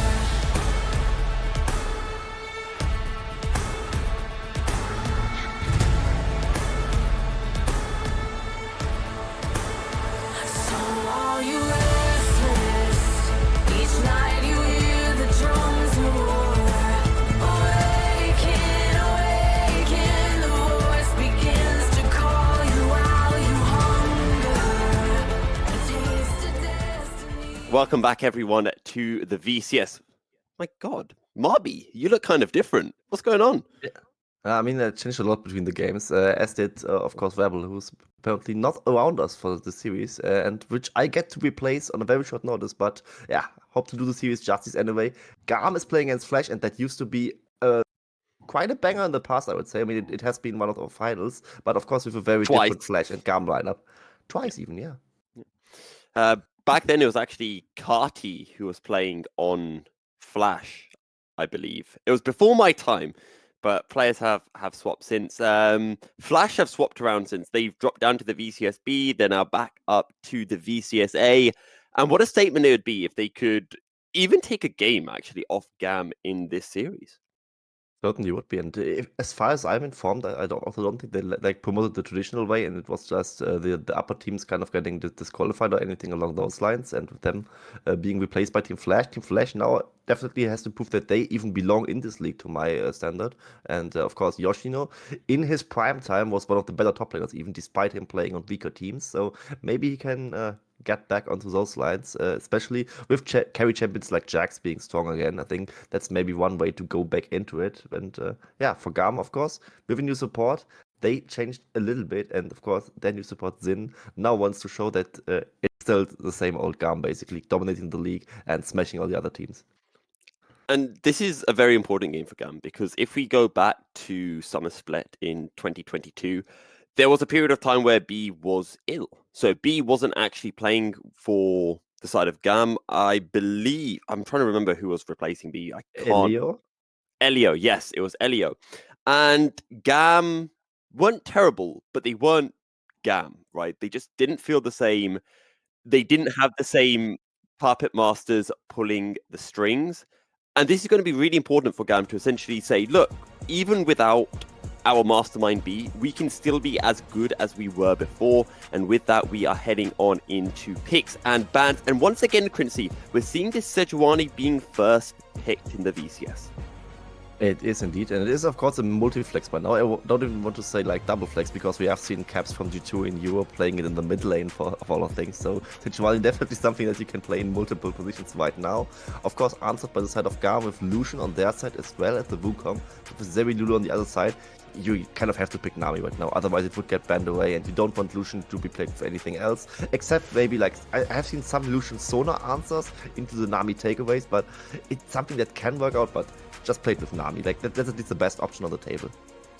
And I do think we saw some Lulu Zeri against Lucian Nami yesterday, in fact, in the VCS, and I'm pretty sure it's been played all around the world. Zeri kind of coming back into presence. So I'm looking towards what we're going to be seeing now in our solo lanes. What are Kiaya and Kati particularly going to be looking towards?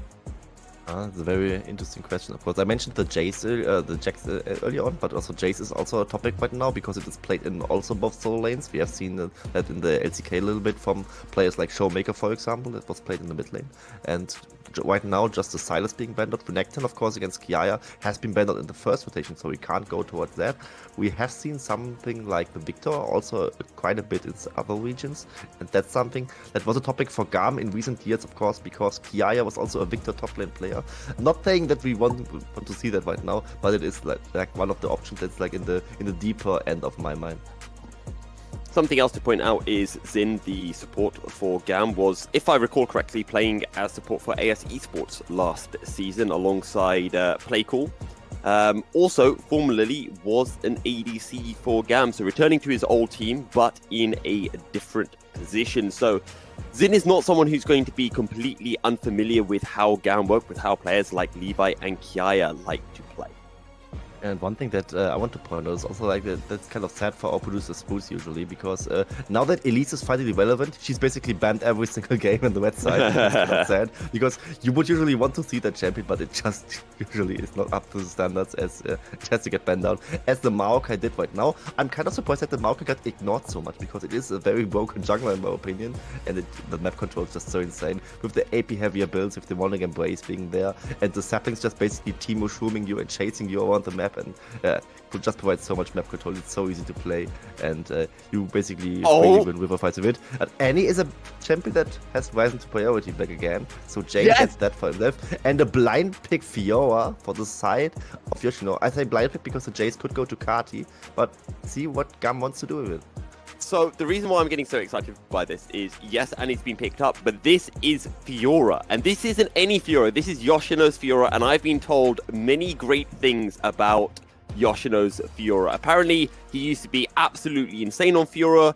This was his champion back when the Flash won in 2020 in spring and summer. So this is something very exciting, and I think this is Yoshino really looking to have a statement performance against Kiaya on the Jason. When we think about staple top laners in the VCS, Kiaya has to be one of the best. We think last season when he had insane performances in counter matchups, like playing Gnar into Irelia and just absolutely stomping lane this top lane is really where I want to be looking throughout, not just this game, but this series.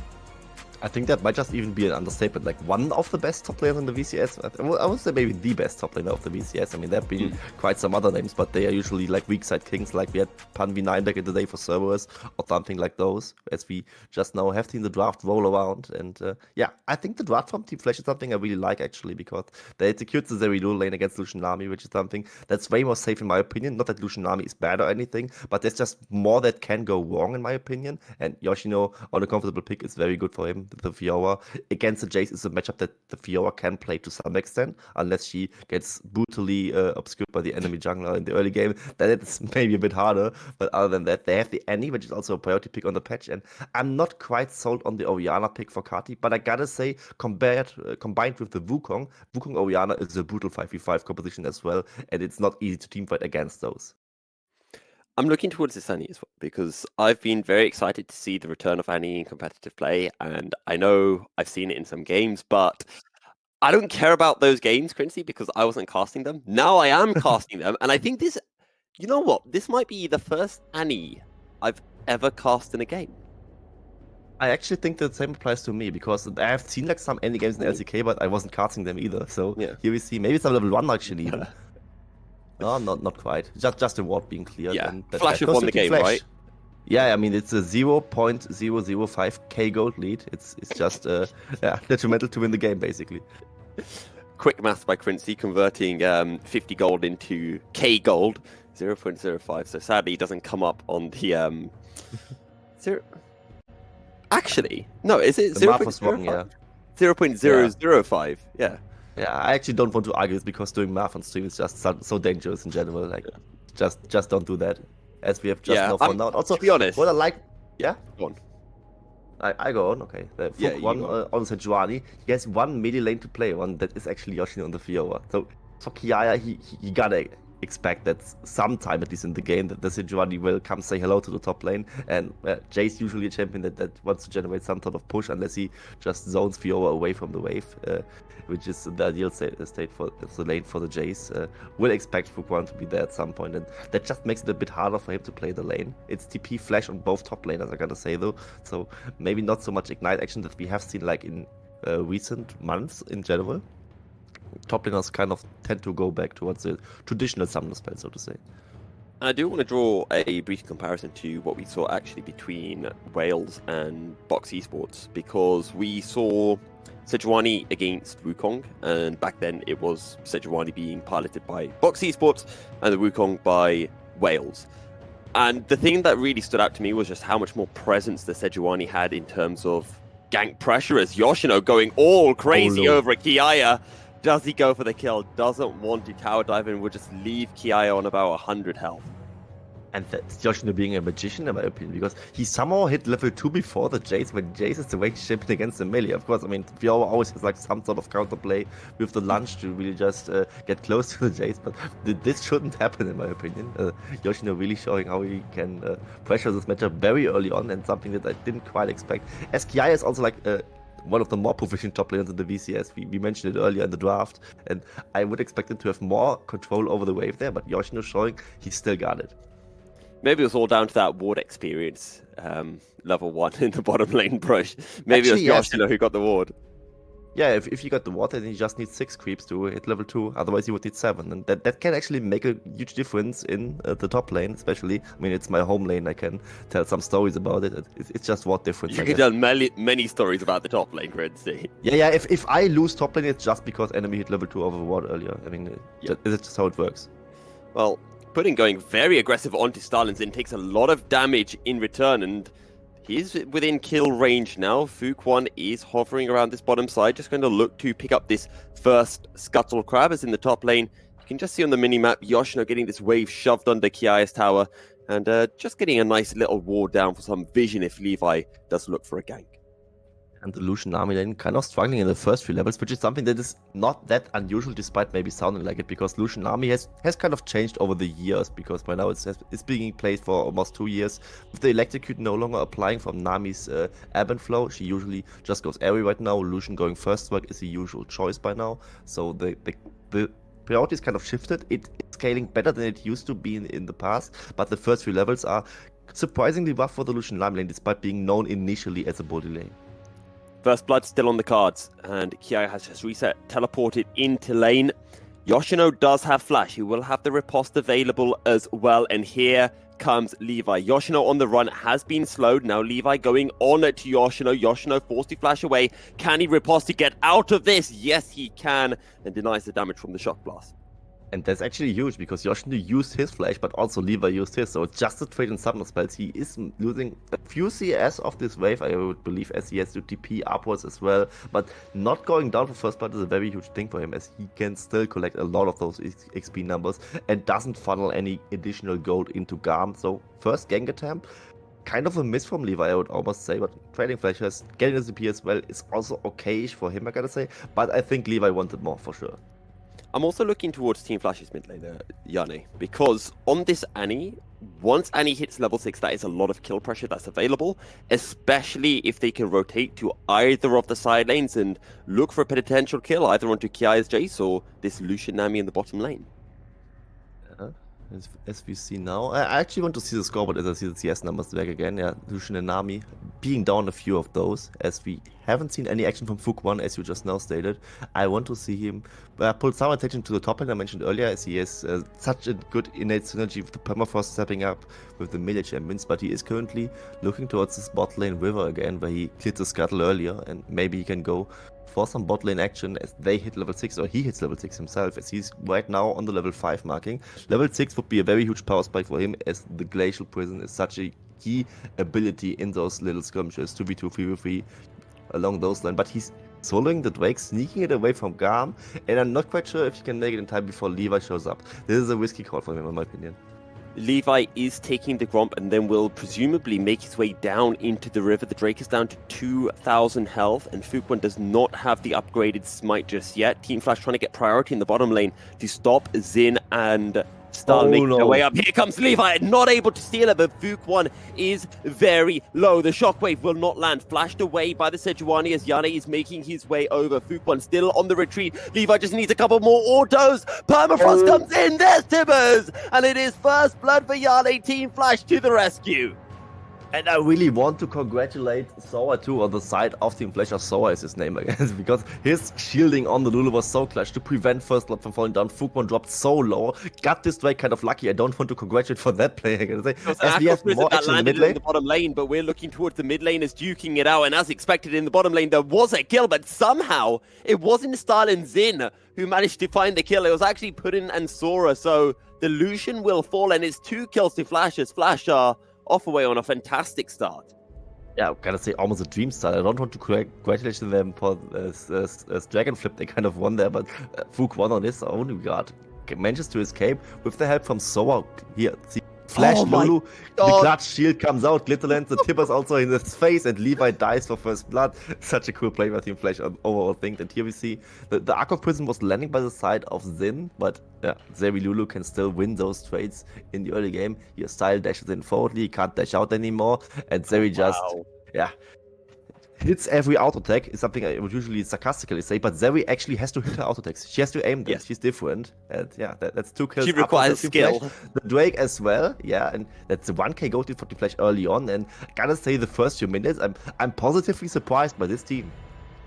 A very, very good return to Team Flash into the VCS so far. And you can't blame Stalin Xin for going for that play, because both Puddin and Sora had actually used their flashes to get the kill onto Levi, who was trying to get the kill onto Fuk1.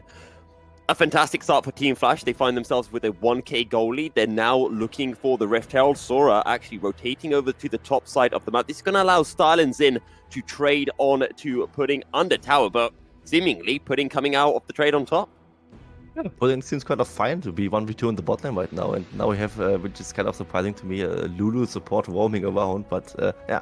Just gives some extra map pressure to this top side of the map, securing them the Rift Herald, and that's something that they can of course now use to propel or stabilize the Fiora Jace matchup, which has also been quite a fight right now, but this just to show that Fuk is getting engaged. Knocked up by the Wukong ultimate, flash over the wall by Levi, can't get to the other side of the blast cone in time, and Levi will not risk diving under tower. Now, Yoshino is on the run. Jane? Jane is here as well. Tib has dropped down, and the Addy burst once again comes in clutch for Team Flash. 3 kills to 0. And Levi just doesn't find any opening in the early game, right? His first flash usage was to just get Yoshino's flash. Then later on, he greeded a bit to just overchase onto Fukwon, who didn't even end up falling down. And just right now again, Jane catches him on the roam with the Timbers coming out. And that's 3-0 for the Flash. Botlane also still winning. And this seems like a very good game for them. And I don't know how GAM can come back here right now. Correct me here, Quincy, but I always thought the Lucian Nami was meant to win this lane matchup. Yeah, that's the thing, like, Lucian Nami really changed. Like, they don't win the first 3 levels anymore. They are kind of a scaling lane mode, to say. And their power spike is when the Lucian hits a Gale Force and Nami hits Imperial Mandate, so you then basically have a 2-item AD carry, which is kind of a Storm mid-game carry in general. Just, fighting against 1.5-item ADC on the enemy team, and then just... bootlegging them being a ranged mobile assassin, so to say. And then later on, he would still fall off at some point, but usually at the 3-4 item power spike, he's still a very strong ADC. But Devi Lulu in the first 3 levels definitely winning this one, as we have just now seen a replay of how they really caught out Levi. And overall, Team Flash firmly in control of this game. 2k gold lead at 10-minute mark. And yeah, the Jays, supposedly also one of those mid-game power spikers, can't really do anything right now. And I would just like to say, as a caster, I'm contractually obliged to be neutral, which means, in other words, I have to support the underdog, which is Team Flash. So I'm very excited for Team Flash, but I don't want to put a dampener on the party for Team Flash fans, because we did see something similar in the previous game today. Box Esports had a lead, but they weren't really able to convert it in the mid-game. We saw the fact that Wales were able to utilize mid-game and late-game macro really effectively and claw their way back in. And when you look towards GAM, you mentioned the fact that Jay's power spikes in the mid-game. This Orianna as well is going to be so strong in the latter portions of this game. Yeah, what they really need to do, in my opinion, is to get a good Drake fight around. With the setup of the Wukong Orianna still being good, right? You can just get in with the Invisible Monkey and just put the Orianna ball onto him and just shockwave the backline. If you kill the Zeri pretty instantly, you can still win those team fights. You just need to be very careful. At the Annie and the current patch is super strong. Also just now bought her Wall of Ages a minute ago, so that's already starting to stack up. And Jane is having a fantastic game so far, also being ahead in CS by a few more. And here, another catch, maybe? Oh, this is just brutal for Carty. He's left with nowhere to go. Flashes away, then sees Fukwon and Pudding. And it's just an easy kill for Team Flash. 4 kills to 0, and now they're just going to crash onto this mid lane outer tower. Rift Herald as well. It might very well be first tower of the game. Pre-12 minutes. I think it's even more than that. This Rift Herald charge alone won't just kill the turret, but they can just keep going. The mid laner is down, by the way, so bot lane also still being up in the side lane. The Rift Herald charge won't quite last to get a charge on the second turret, which is something that could have maybe been possible there, but they tried their best and it didn't work out. But this just now means Carty got a few seconds to respawn, uses TP to be back on the map, so for now at least means no Drake for the side of Team Flash, which is kind of sad. Sad times for Team Flash. Although, how sad can you be when you've got a 3k goal lead against the current champions 12 minutes into the game? You have first tower, you haven't died yet. GAM, though, are going to look to sneak away one Drake of their own. But I'm not sure if they can actually do that. I think they can. I mean, it's just now on Vision, but Fukwon will be too late for that, which is kind of sad to see for the side Team Flash. I think they could have just not really guided the Rift Herald push as much. They kind of made the deliberate choice to get this mid lane T1 turret and then forfeit the Drake. Otherwise, they could have just taken the Drake and just be fine on some platings. And I think both choices are fine to make, but I would have preferred the Drake in my opinion. And they just not dive onto the GAM members. Shockwave used defensively just to pull Jane away from the fight so that fourth stack, that stun Annie spell, couldn't be used. GAM, though, are very clearly on the ropes in this game. Not the start they would have wanted to their title defense, but exactly what Team Flash and most specifically Yoshino would have wanted for his return to the VCS split. Yeah, you gotta take look at the bigger picture, right? It's the defending champion against a team that just got promoted as for formalities, basically. So they couldn't even be bigger underdogs, and they are currently smashing GAM and maybe even pulling off this dive. The wave is now coming in. Puddin is sidestepping everything, and now Fukwon comes in from the side. Star has already fallen. The shield is massive. Puddin's going to take another tower shot. Somehow survives. Picks up a double kill as well. Flash has 6 kills to 0. What on earth is 2023? And what is GAM doing? Like, this dive was coming from a mile away, and they just decided to stick around, maybe trying to outplay it under the tilt, but they just couldn't do it. And Flash just playing it cleanly on their side. Sejuani diving in with the Glacial Prism, with the Arctic Assault really hitting, as we see it again in the replay. Lightning Crash very early on by the side of Puddin as the wave gets pulled in quite slowly. Now a wave to really disengage, but it doesn't really do much. Can easily be sidestepped. Lightning Crash hits on side of Style. Flash engage comes out from side of Fook 1, and they can't kill out Din for now, but even the cyclone from Lever doesn't prevent that. Puddin can just keep hitting here, and it's 2 kills for the side of Team Flash. The wave gets into the turret, so that's also more XP missed for the side of them, and Flash is firmly in control. Almost 5,000 gold ahead by now. Such an impressive performance by Team Flash. A very impressive performance, actually, most specifically, I think, by Puddin and Sora. To be honest, every single member of Team Flash has been playing phenomenally well. Now they're looking for another Rift Herald as we get a bit of a screen freeze. So apologies for that. Do we want to predict what's going to happen from here, Chrissy? Yeah, we can. I think what's going to happen is that Team Flash is going to take this Rift Herald. Yeah, a pause maybe. Maybe it's a pause. I mean, that's something that we haven't seen this day so far, but we have seen quite a few of those yesterday. I remember being scheduled to cast, and then the series just didn't happen at all, and still hasn't happened to this minute, I gotta say. But I mean, it's a new company. I mean, that's both a positive and a negative thing, and maybe in the long run, that's something that is a benefit for us. We just gotta wait and see. I think one pause per day is something that we can live with, as long as it isn't taking too long.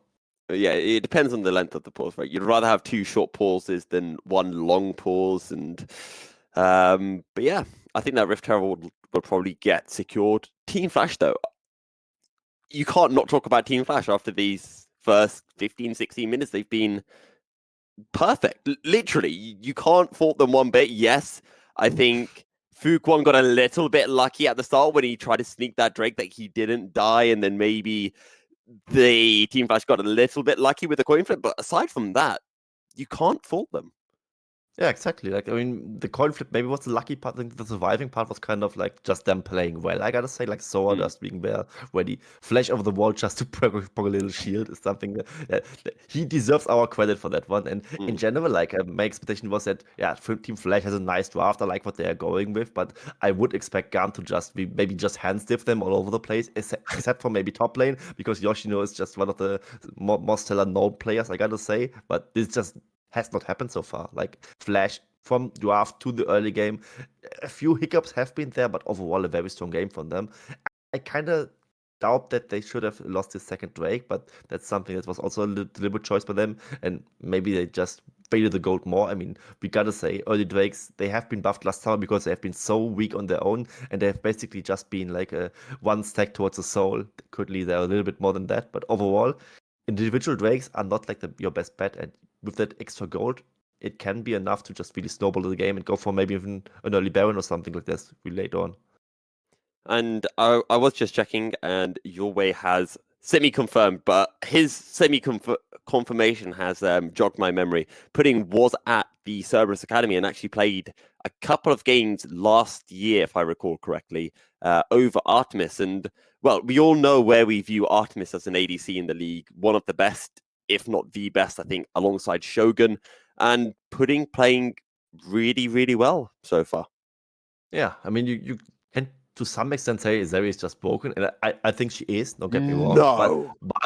But he also is playing quite good. I mean, that's just something that we can't really scratch off for now. And overall, I think Team Flash really surprising us on a good note. And for GAM, I gotta say, like, I also, to some extent, can't even fault the plays that went like the wrong way. Like, for example, the first play from Levi, just him using his flash. And to me, Yoshino looked that there, but his riposte and his just overall timing in the defense was just so good that maybe they kind of just didn't expect him to really like make every single button press perfectly, but he kind of did. So that's unlucky, I gotta say.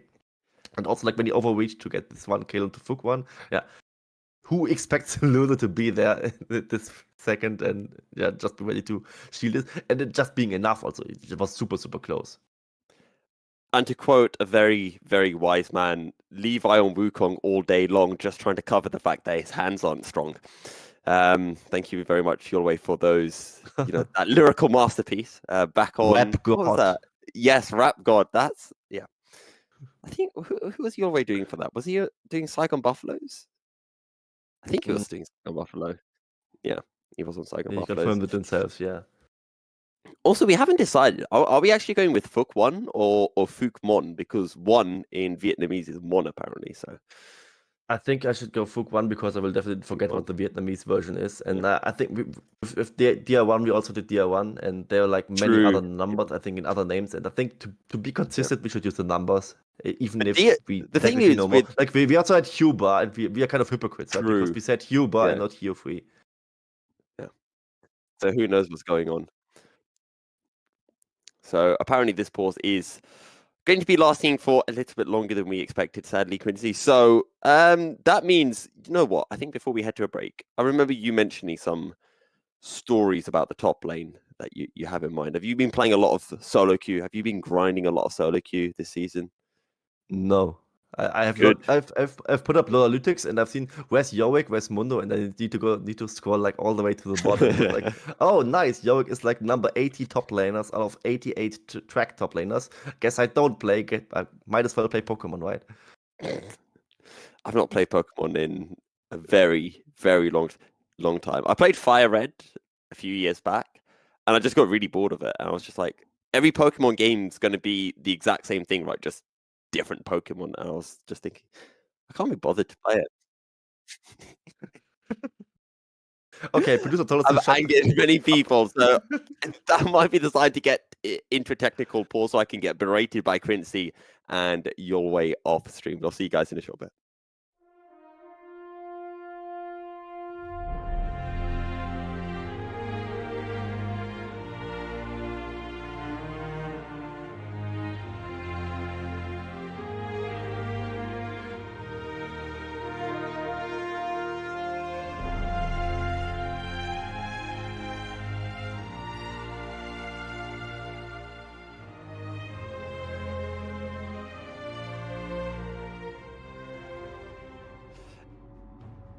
It would seem that the solution was to say that the pause was over.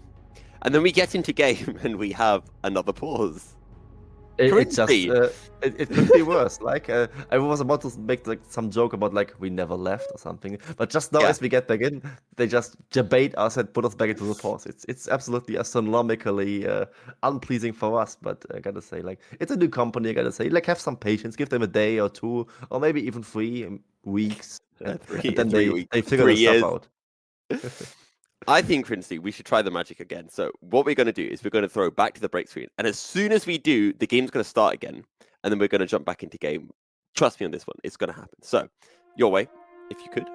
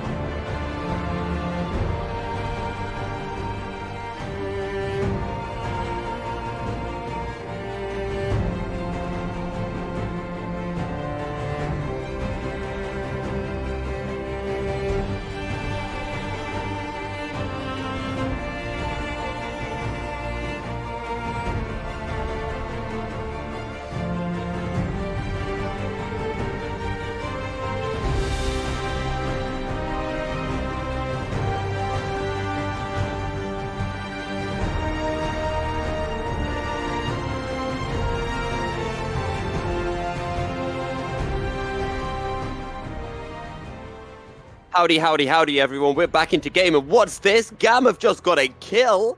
Levi. Wait, hang on. Levi is dead, but Jane is dead as well. Pudding has killed a Lulu. Things have happened, Quincy, but one thing is for certain, Flash is still winning this game.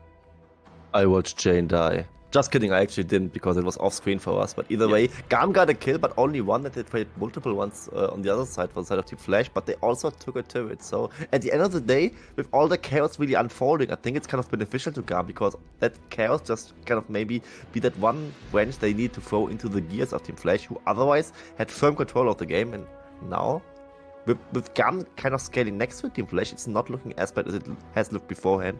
I talked about it before, right? The Wukong Orianna combination might be something that can still win them the game at any point of the time. So hopefully we can get a replay to see what exactly happened. We're seeing Xin hovering around this mid lane as Jane has Sora alongside, and we have seen, I believe, 2 dragons taken so far. I want to say 1 for each team, as Yoshino will spot out Xin. And what is a little fishy going to do against a very angry French blade woman? Absolutely nothing. Yeah, I just said Flash Yoshino. Flashbacks coming out for me. We just now see him on VR getting his first kill. He's already on the Divine Sunra power spike, so he's already starting to really get to be an actual champion in this game. But as I say that, he already had like good wave control in the first few levels as he was bullying Kiaya very early on, and he just keeps doing it. But GAM doesn't really find any moment to breathe in this game. We said we were excited to see Yoshino's Fiora, and another Rift Herald has been taken. We didn't catch that happening, and again, it is dropped in this mid lane. It's going to take the mid lane inner tower very low and allow Team Flash some tempo to make their way down into the river to pick up their second Drake of the game. Yes, they do firmly now, with this Mountain Break coming up for them, and that's just make them even tankier. Like the Sejuani already, with this Vormax Wash coming out, it's kind of the thing, like, which is now done on Sejuani, but also very much criticized, as it is very much delaying the Mythic with going Vormax into Sunfire. But in this case, it makes sense, right? You could just skirmish around a little bit, get chunked very, very low, but as long as you don't die and just get to be absent from the fights for like 20 seconds, you're back to full HP again. It's very, very easy to really be relevant as a champion like Sejuani with this. And for the side of Team Flash, they still keep their gold lead, they get the next dragon. Sadly, they lost the dragon number 2, which I mentioned earlier, to GAM, and they got kind of lucky in getting the first one, but with this, they just now can keep really propelling the lead, and they get this dragon. Also, look at this very item build, right? Double lifesteal coming out, and the Lulu on top of her. That's maybe not very easy to kill. It might be a little bit less damage for Pudding, but it's going to be a lot harder to kill him when Pudding is sustaining that much in a team fight. Also, Jane now with 2 items, Rod of the Ages and Azonia's Hourglass completed. So much burst is available from this Annie, and we mentioned it in picks and bans, we mentioned it in the drafting phase. Again, we'll mention it now. If they can get on top of Illusion, as Jane may be getting caught out on this Annie, trying to run Tibbers is dropped down. Flash not available, goes golden, but there are still 3 members of GAM on top, and it will be an easy kill for, I believe that was Levi who picked up the spoils of war. I think it was Levi as well. Other than that, it's also Kiaya getting 1 kill, but it will be traded for a third in the mid lane. Levi killed Jane last time when it was that 1-for-1.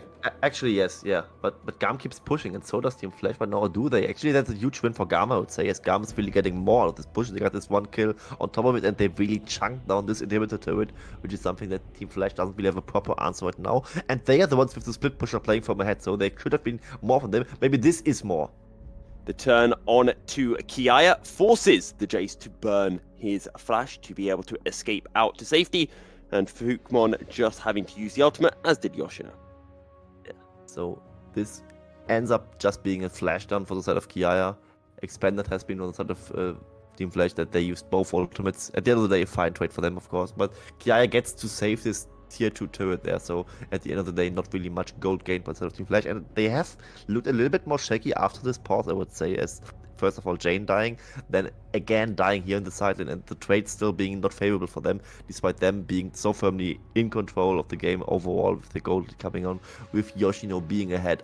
Kiaya right now, GAM seems to at least bite back a little bit, and as they get to scale next to Team Flash, with their huge deficit they had beforehand, it's looking more and more winnable for them. And Baron is up. Let's not forget, Puddin does a lot of damage, is very strong on this series, so Team Flash could have a think about trying to sneak this Baron away. Alternatively, they could wait 3 minutes for the Drake to spawn and pick up what would be, I believe, their third Drake of the game, if I'm not mistaken. Would have been the third break for the side of Team Flash at least, and they right now are just starting to get this vision control on the Baron. There's still one ward on the side of GAM, however, that they haven't really swapped out, so GAM is knowledge of the fact that Team Flash has started this one off, and I'm not quite sure if Team Flash is aware of them having those knowledge, so they can just now start this Baron. They think they're very, very sneaky, but they actually kind of aren't. I wonder if Team Flash know that there could be a ward. They're going to put a control ward outside of the pit. Sora is hovering around. Aqua Prism very nicely sidestepped by Sora, and Gamma struggling to get near the pit. Shurelius has it been Levi is stunned. Onto Levi over the wall. It's stolen by the Oriana. GAM are able to secure the Baron courtesy of Kati, and now GAM are running for their lives with a Baron buff on 4 members of the team. Levi the only member to die.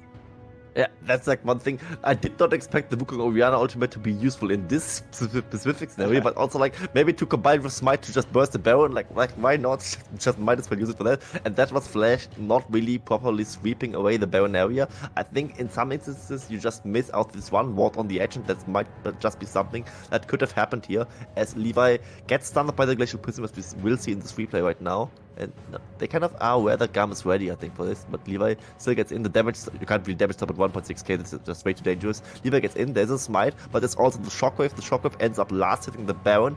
And I'm not sure if Fuquan himself even got to smite the Baron at all there.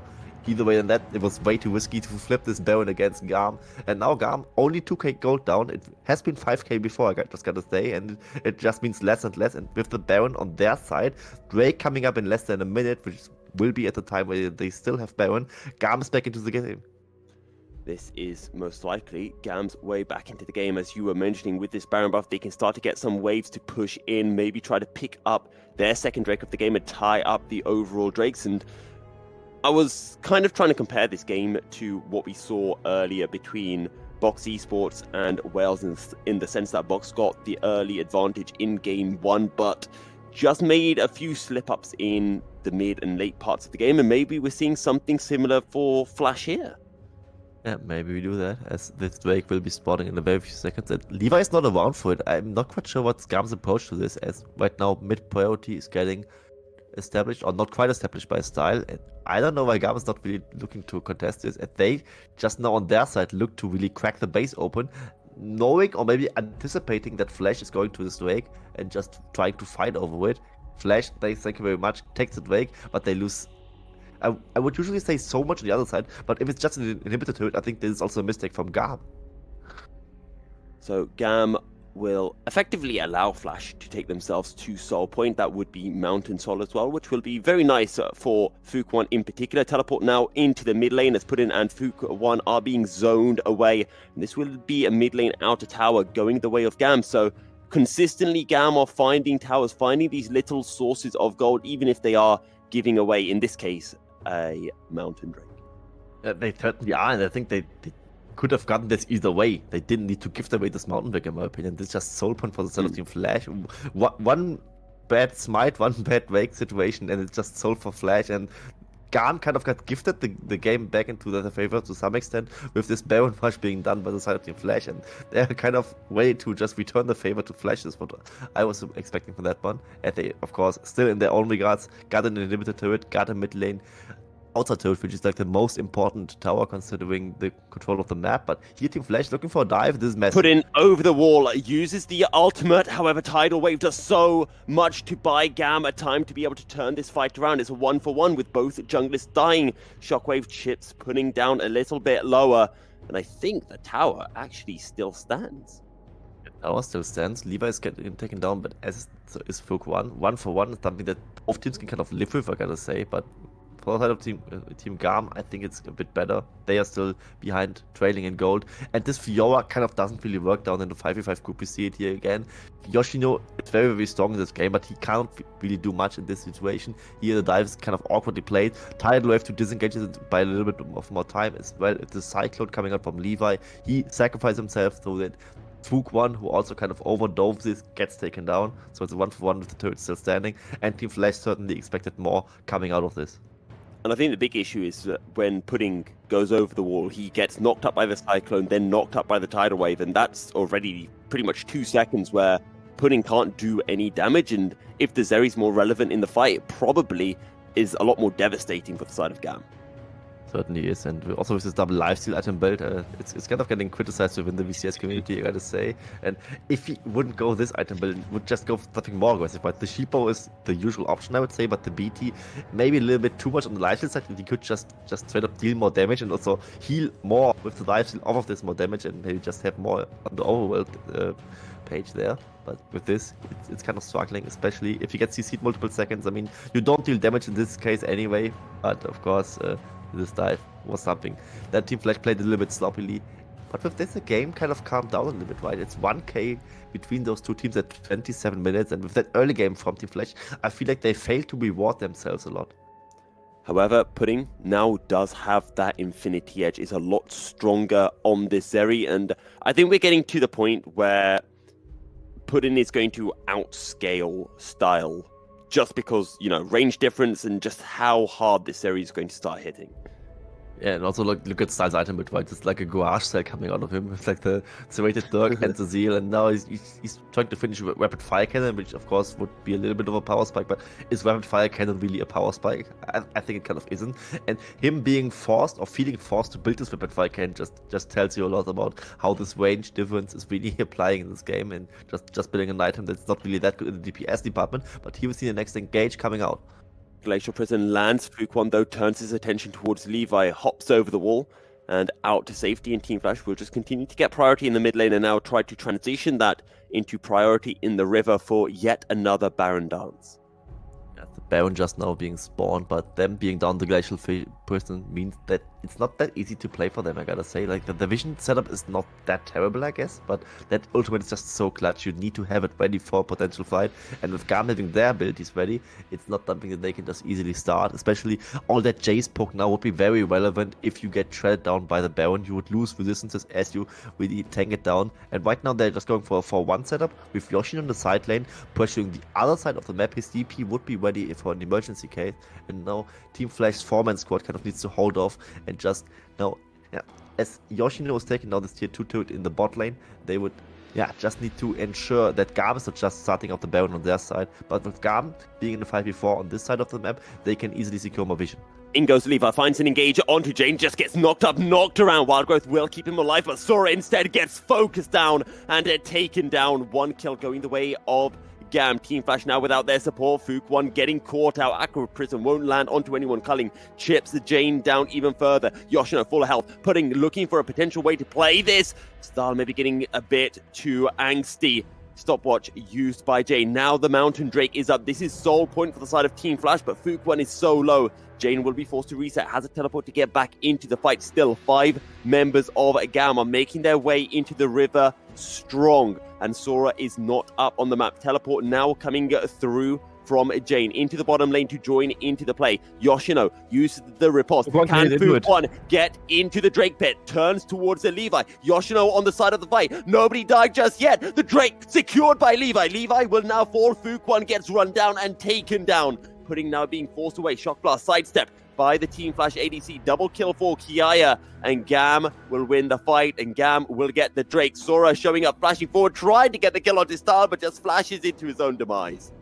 Oh, come on, so I mean, I respect you for trying, but this ultimately wasn't really it. GAM win the flip, but they also win the fight. At the end of the day, I think it's way too dangerous to even make Fuquan come into the pit, especially if you already get a pick before and you already are the stronger 5v5 composition right now. But with this, GAM just now get their second Drake of the game, denies a soul for the side of Team Flash, and with this, also equalize the gold lead, and we just now see how these fights will play out. The Fiora is kind of awkward in these 5v5 situations. You can just walk in and do a little bit of chip damage, basically, and that's all she really provides. SRJ is just brutalizing the backline with the empowered shock blast, with the dive in with the hammer shock coming out, and just like this, GAM looking to be the favorite in this game yet again, which is kind of sad because Team Flash had such a good draft, such a good start to the game, just ultimately failed to clutch it out.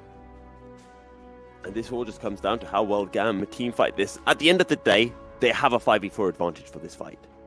Yeah, they do. 5v4 it is. Fuquan gets into the pit, but at the end of the day, it's just a very massive fight. Fuquan also just back out of the pit. I think his mindset was like, I don't get this Drake anyway, or it's just not reliable to really try to go for the smite flip, and we just try to win the fight here. Even if GAM gets the Drake, not the end of the day for them, which is kind of true, but they, at the end of the day, happen to lose both as the next fight was on. Again, with the Cyclone tied away, we'll find two members. Yoshino on the backline trying to find a kill on to Kiaya, but Yoshino will fall. Sin picks up the kill, but look at the pudding. He's getting 2 kills, and now this is a 3v4.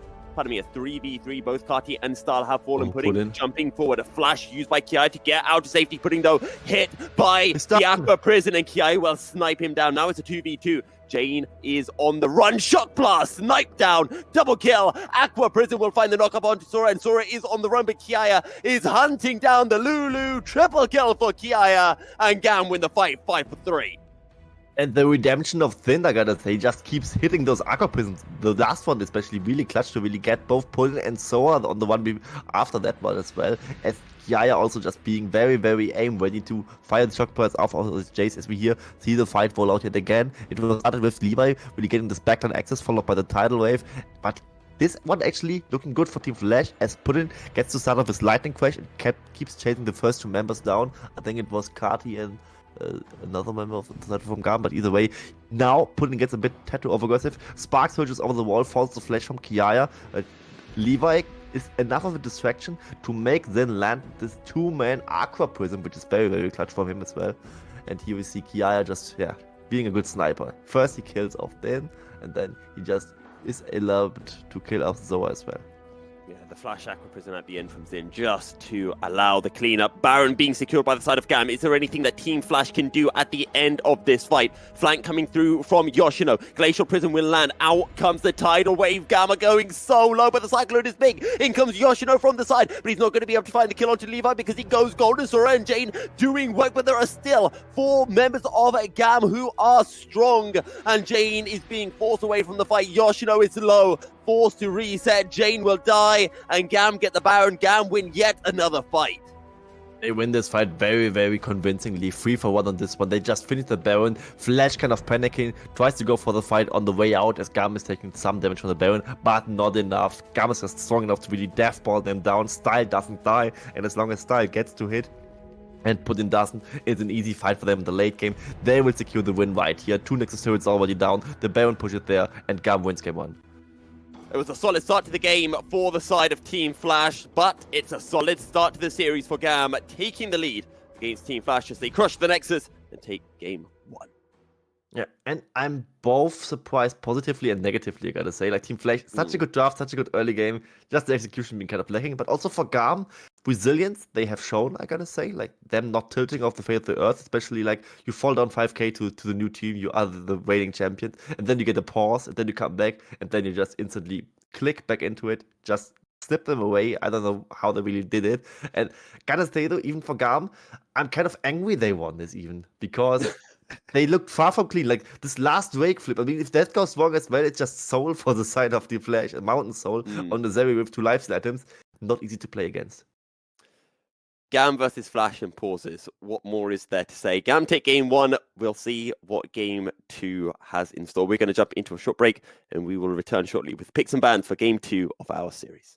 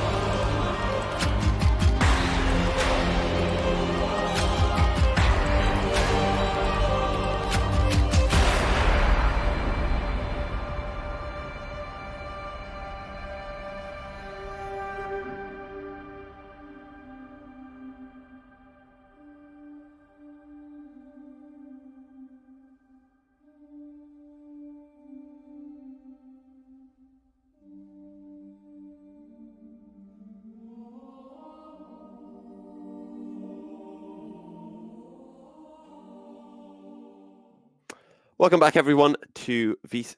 Are you okay, Currency? Yes, I'm okay. I can just stare into your soul. Either way, do your introduction now. Come, do Okay. it. Yeah. Huh? Hello, everyone, and welcome to VCS Summer Split, Day 2, Series 2, Game 2, as GAM take on another team that we like to call Team Flash. Team Flash making their way up from VCSB. GAM, your reigning champions. My soul has been stared into, and I feel very uneasy. Quincy, would you like to stare into the soul of the game that we just witnessed and break it down for us?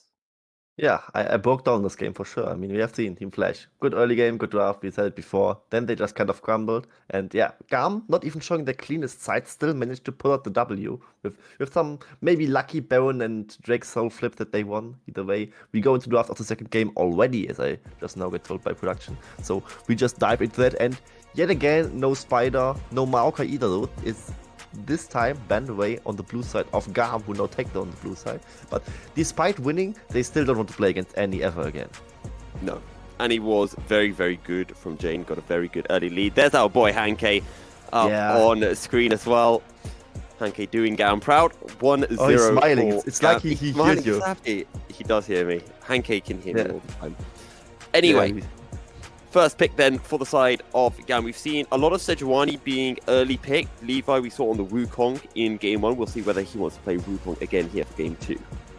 Yeah, could be one of those options he's going for. But Sejuani also one of the priority picks, right? We also could expect there's a multiple flags on the side of GAM. Actually, I remember Kiaya, despite being one of the great VCS top laners, being a surprisingly bad Sejuani player. I'm not quite sure if I remember that correctly, but I think it did. Either way, they log it in either way. I mean, one of those players must be able to play decent Sejuani, I guess. And now Yoshino may be the one playing the Jace, but also Jane potentially, right? Because Jace is a flex right now. It could be played into multiple roles, and let's see what they will really pair it with. They just now hover the Renekton to really taunt Kiaya. As this time, Renekton is open. Last game it wasn't. And let's not forget, if the Renekton gets locked in, it could be either Renekton or Jace going mid or top, depending on the matchups. I don't want to see this Renekton locked in because you're kind of giving away your flex instantly. I mean, you do, but also kind of don't, because you, as you said, you can flip them between each other. But I gotta say, you already shown 2 physical damage solo laners, and right now, I mean, the AD carry will likely be physical damage as well. So you must play an AP jungler, which is pretty much obvious right now. And the best ones are already off the table, right? No Elise, no Maokai being there. Will likely just be maybe Lilia or Talia's. Nidalee, if they are really going this route. It is Fook one the Nidalee player, I'm not quite sure. I mean, maybe he isn't, he just makes us look like clowns in the next draft rotations. That's definitely possible. But Nidalee, even if he's good, right, it's one of the harder compositions, if not the hardest compositions to play out. I mean, they are not D+ Kia. Maybe they should go for this, but if they go for it, to some extent, I respect that. Let's not forget as well, we saw this between Wales and Box Esports, where Box had a full AD composition. They did pick a Gragas, and that is what Flash are going for as well, the AP Gragas. But the thing is, I said this to Marby in the previous series, I feel like Gragas is not enough AP damage, especially when you're going up against a Sion, you're going up against a Sejuani, and potentially even a tank support. Actually, I want to see the Gragas in the support role right now, because you could go full AP jungle Gragas, but I also agree that would be too much magic damage in the overall composition, I gotta say, because the jungle is kind of a limited resource role in my opinion. It would be way better if it would be like a solo lane pick, but with Renekton and Jace already being on their side, that's kind of hard to really fulfill. As right now, also the AD carry pool can get pinned even more, right? Team Flash banned 3 AD carries, let them pick Zeri over them, and now GAM can pin to the AD carry role even more, just ban away Draven, ban away maybe even Lucian right now, because Lucian and Nami are still up and available for them. And with that, actually Team Flash wasted some bans, in my opinion, just to really shoehorn themselves to some extent.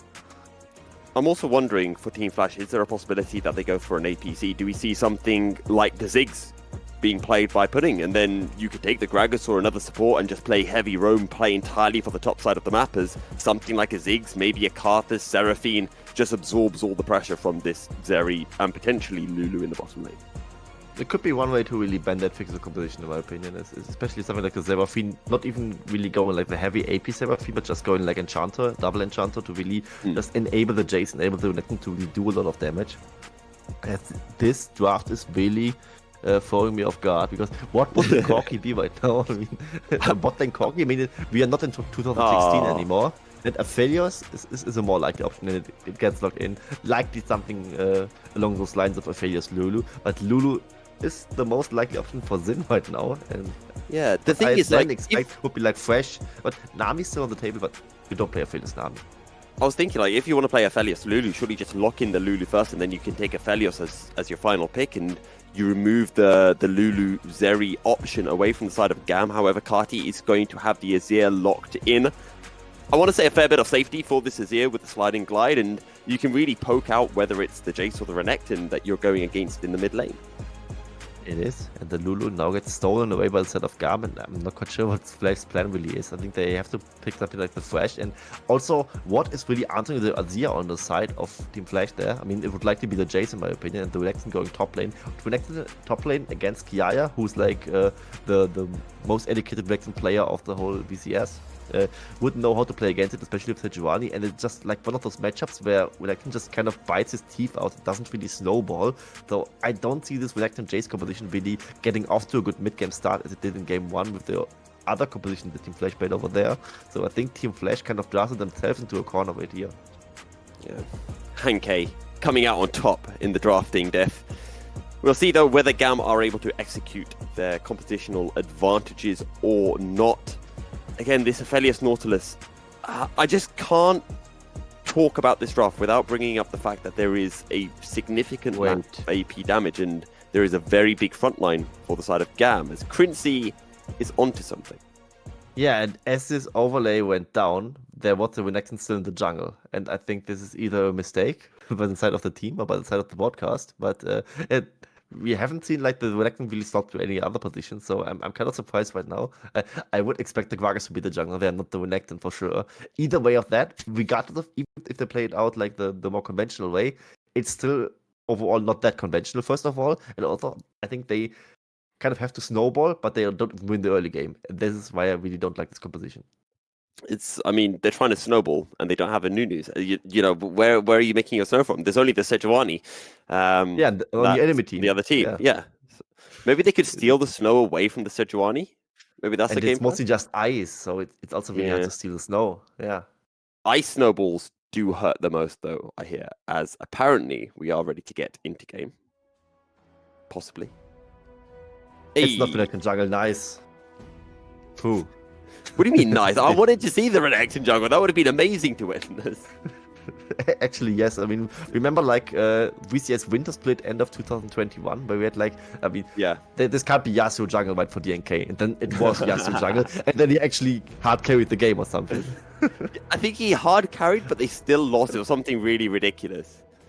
Because I think that was the day where we had 2 Yasuos, and one Yasuo went 0 and 9, and then I think it was DNK who just popped off on Yasuo or something stupid. Yeah, we had like 5-0 in the early game and something, and then we were like seeing the draft, and it was like, which champion can even jungle? It was like, it surely must be the Gragas, right? And then it wasn't even the Gragas. Either way, game is underway, and we see Team Flash on the red side, GAM on the blue side this time, and it is actually Cyan for Kiaya, Sejuani in the jungle, so on their side.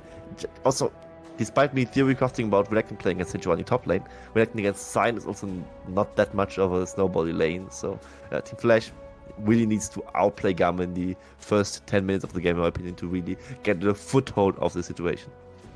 Jane and Kati having a very brief trade. Kati with that first strike, just getting a little bit of extra gold their way to start off the lane, but as I mentioned in Game 1, I do want to bring it up here in Game 2. I'm really looking towards Yoshino against Kiaya. Yes, I know it's a Cyan, it's going to be boring, but let's not forget these are the 2 most veteran top laners in the league, right? They are the 2 most experienced. They're arguably 2 of the best as the dredge line comes through in the bottom lane by Sora, but nothing really comes of it. Yeah, that's kind of awkward, right? The dredge line is hitting it. They still are not really confident enough to really go into it, despite playing at an enchanter lane and hitting the engage support. So really questioning why they really go for this Aphelios Nautilus bottom lane. I mean, they banned 3 AD carries on their own. If you count Ashe as an ADC, right now you could kind of argue that she's more of a support and less of an ADC. And for the Caitlyn, not everyone is carrier, but she's also played in both roles equal amounts, I would say. And I would like to Flash much more because it would just provide offensive and defensive utility. And the Nautilus is more like, one way in, and then he basically did his job. And so far, it's looking good for the Zeridulo lane. Gotta say though, that was also the case against Lucian Nami last game, played by the other bot lane. And Zeridulo still able, after those 3 levels, to really lose the matchup. Does Yoshino dive this onto Kiai? I feel like this is the dive angle for the Renekton. Decimating Smash will get charged up. Just chips Yoshino a little bit down, and Yoshino won't go in for the traders in the mid lane card. He's just starting to bully Jane a little bit with this Azir early game harassment. Yeah, early game harassment coming out. Jay's not really finding a foothold here, but here we see a 2v2 potentially of mid lane and jungle. First of all, Fuquan having good trades, but Levi now with the Permafrost being there, and the Shock Blast tells him to, just get lost and go for a different play. Karti is here, so is Zin. Over the wall goes Karti. Fuquan will flash away, and the barrel will get the slow onto the Azir to allow Fuquan to escape. And Karti will take this as an opportunity to reset and presumably teleport back into lane. That was a very awkward roam plus flash by the setup. Then he just flashed forward on Lulu to land the glitter lands and didn't end up doing so. And it was, I think, sidestep by the side of Fuquan. Overall though, just flash of flash being traded, Fuquan not having his. And Yoshino might just solo kill Kiaya here. Yeah, Kiaya doesn't land the decimating smash, and Yoshino able to pick up first blood on the Angry Crocodile. And this time Yoshino gets the better of Kiaya, although Angry Zombie Scion almost able to get on top of Yoshino, but just not enough movement speed at the end.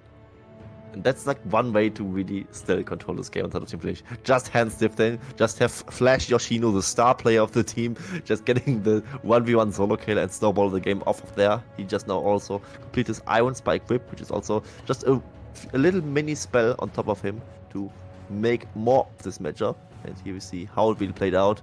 Yeah, just E behind the already charging up Q from Kiaya. Kiaya not really respecting that Yoshino would go for this play. Both top players also keeping their flash. Kiaya would know that Yoshino could just flash after him and then get the solo kill either way. Maybe close to utility would then make it a 1-for-1, but Kiaya not ready to go for this one. As this, but now just propels Team Flash to a good early lead. But we gotta say, they need this one. Now, how much can Yoshino snowball this advantage? Now that he does have one, has the Iron Spike whip against Kiaya, and will presumably wait until level 6. We do have our first Drake of the game on the map, and it is the Chemtech Drake. And currently, bot lane is relatively even, so neither side has a huge amount of priority over the objective. Yeah, they certainly don't. As here, Yoshino is still really clapping Kiaya. It's also very awkward wave state for Kiaya, I gotta say. Yoshino can kind of freeze it a little bit on, and here in this extended trades can just really fight him. Also level 6 against level 5 right now, but Jane might be in trouble, but I think Jane gets out there. And speaking of which, the Drake control now kind of shifting to the side of Team Flash, their bot lane, moving first, Style still pushing up the bot lane, and this might just instigate Team Flash to start a move over there in the mid lane. Yoshino still has his ultimate available, the Dominus, and Kiaya is being chunked down ever so slightly lower and lower. Drake is up, as mentioned before, and GAM are starting to get priority around it. Style had a couple of seconds really to shove in the bottom wave, which Pudding is now collecting, and GAM using this opportunity to try to rush down the Drake. Yeah, but now Flash also ready for it. At least they try to get like some summoner spells or just a fight right here. Dredgeline lands onto the Sejuani. Emperor's Divide comes through, pushes Jane away. Levi just about surviving, flashes over the wall, but Zin is left with nowhere to go. Pudding will be able to pick up the first kill of the game, and it is 2 kills going the way of Team Flash. Actually, it was the second kill, as we had the solo kill earlier. Yes, Either way, it was just Zin being traded for the Drake, and I think GAM is very okay with that. The flashless support, just like as Yoshino does it again. It's just top difference. The solo bolos are coming in, and Yoshino is exerting his authority on Kiaya.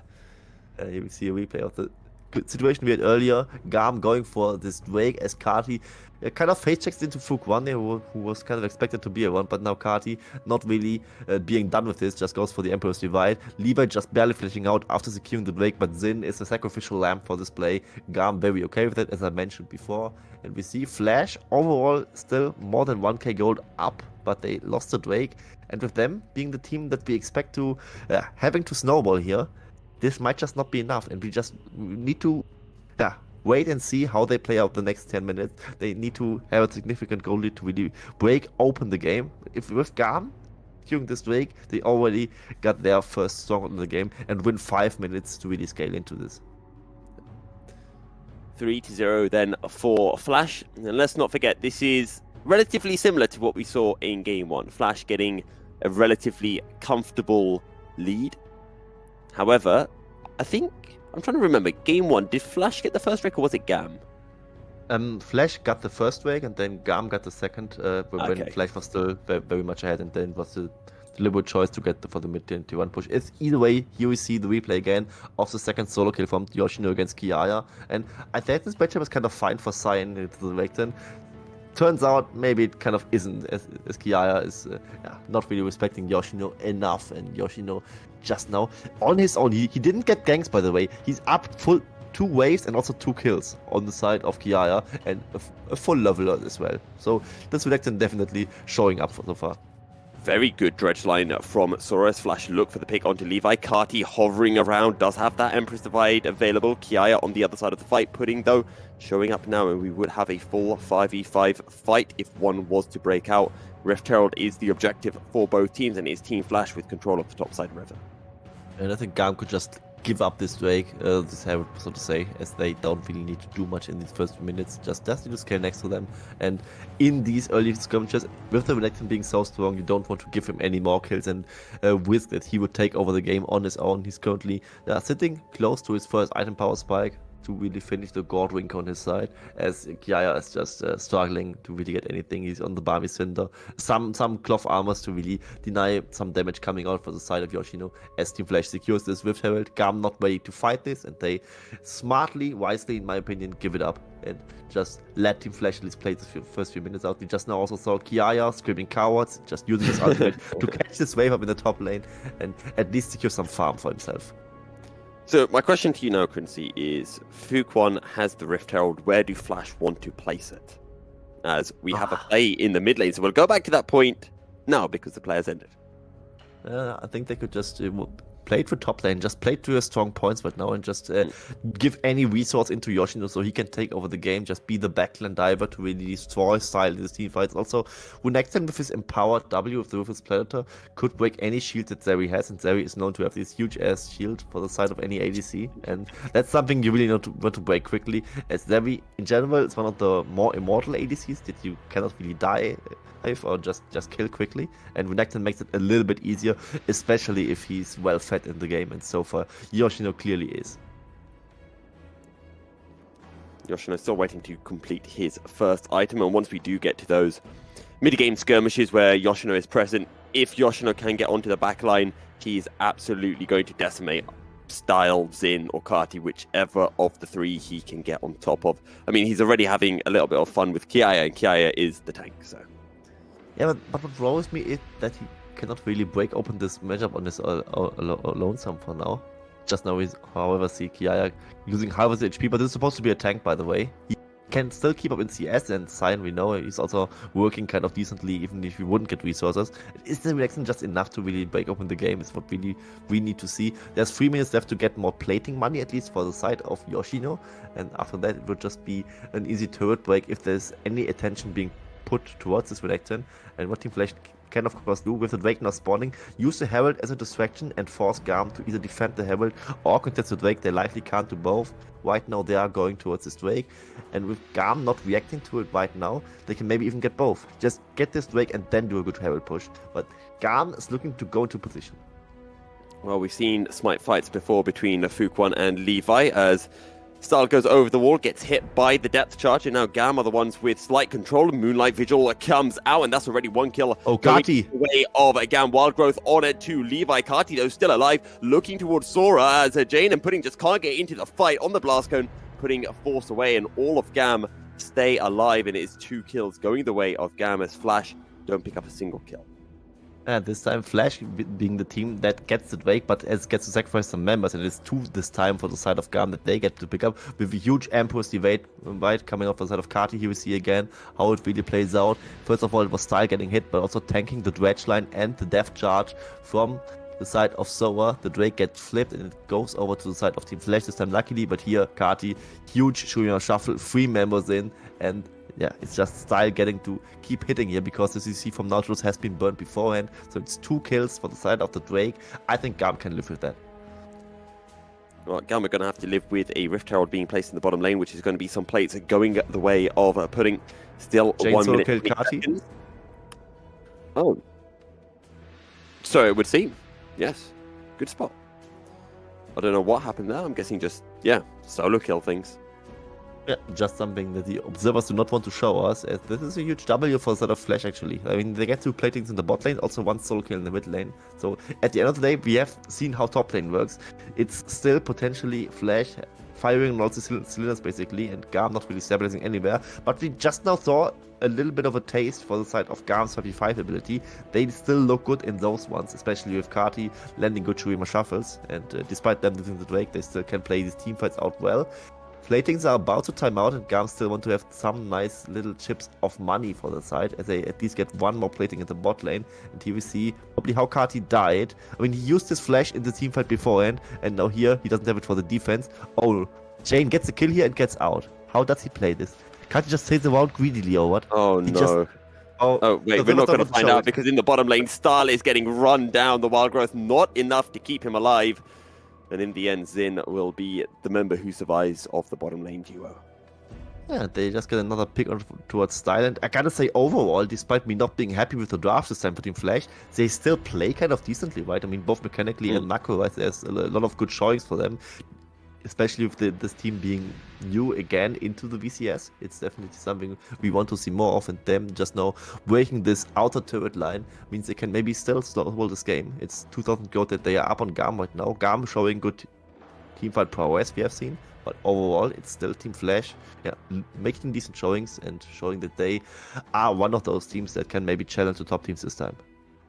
And that's first tower as well for the side of Team Flash going into Jane's pocket. So some extra gold for this Jace, and this mid game, we cannot underestimate how strong this mid game is. Aphelios, Jace, Renekton, even Fuke1 on this Gragas. That's going to be the real tough time for GAM, and if they can make it through that mid game and get to the point where Kati and Style start to scale and Levi and Kiai can be those front lines, they should be fine. But it is the next 10-15 minutes that is the real difficult point for the side of GAM. And I want to draw your eyes a little bit more towards Soba on this Nautilus. Last game on the Lulu, he had this one clutch flash shield play in the early game where he prevented first blood from GAM and enabled first blood to the side of Team Flash. But after that, no really highlight plays coming out of the side of Soba in this game on the Nautilus. He is on the playmaking champions. If he lands good hooks, if he just goes for good depth charges, this might just be what really brings it back into the favor, or overall more into the favor of Team Flash to break open this mid game and just now bite when they are strong and really catch GAM off guard to some extent and really force the game free here. And it's one of the good things about having a Nautilus when you're playing against this composition of GAM. You've got that point and click depth charge, that free CC onto someone like Style and Kati who are very mobile. And if you can get that CC off, it becomes a little bit easier for the likes of Yoshino, Jane to be able to follow up, Fuke1 to be able to land an explosive cask and then deliver Style to the rest of the team. Another tower being picked up, this time by the side of GAM Kati in the bottom lane. Yeah, exactly. I mean, those auto turrets not really standing strong after the 40-minute mark we addressed it earlier. The plating's going down. Some money into the back of Kati, especially on the Azir, who has looked okay, I would say, overall. I don't want to say he looked good, because, I mean, earlier we saw him greeding for a wave and then just dying to a shock blast randomly, where, yeah, GAM definitely expected to get more out of it. He's going for the Crown of the Shattered Queen Azir build, so he's, well, kind of inclined to play this fight safe, as he can tank some initial damage before the shield wears off with the damage reduction, and this just makes it easier for him to just really dive in, get the shuffle out, and still survive for like at least 1 or 2 seconds to get some good DPS going on. I would also like to say we didn't actually see him greed because the replay ended before we got Sure, to see. yeah. So we are assuming, we don't actually know what happened in the grand fable that was Kati's demise. We do have a Drake up on the map now, and GAM just trying to get some priority in the mid lane before making their way into the river. But look at Yoshino looking for this flank. Yoshino's looking for the flank, and he's not on the torpedo electronite build. He's not this lethality choice where he just goes Prowler's Clone to play with the Rune King to really like one-shot these targets and then just die himself. He is the God Winker, so he takes a bit more time to kill, but also to be killed. as the Unofficial charge comes out. Line lands, Wild Growth comes through. Fook 1 is already taken down. Decimating Smash won't land onto anyone. Flash forward from Levi. Moonlight Vigil lands onto 2 and Pudding finds big damage. The Emperor's Divide comes through. Yoshino? Able to deliver Sora into Style. Style's still alive, but look at Pudding, he's just firing out and being untouched. Not able though to get a kill onto Kati or Kiaya, and it is 2 kills for 1. GAM coming out on top of the health bars in favor of Team Flash, and they're going to make their way over to the Drake pit to claim their prize.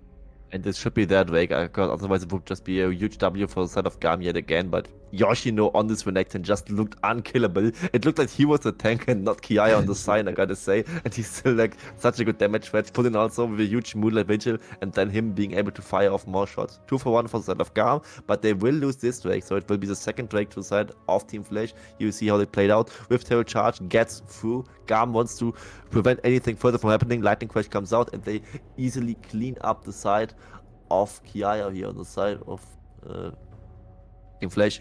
Emperor's Divide comes out. Yoshino finds good backline access, can just zone the entire team basically of GAM, as 2 members from the side of Team Flash have fallen. And GAM actually Kiaya wasn't the one dying. I gotta correct myself there. It was Levi on the Sejuani. So this at the end of the day, 2 for 1 for the side of Team GAM, and the Drake just being their consolation prize. Holy shit, that damage from the side of Aphelios. It's just another world, right? The thing is, in that fight, it didn't even look to me visibly like Pudding did a lot of damage. It looked like a big Moonlight Vigil, but I thought it was Yoshino who did most of the work. So yes. I was surprised. Kiaya did more damage than Yoshino, like almost twice as much. What?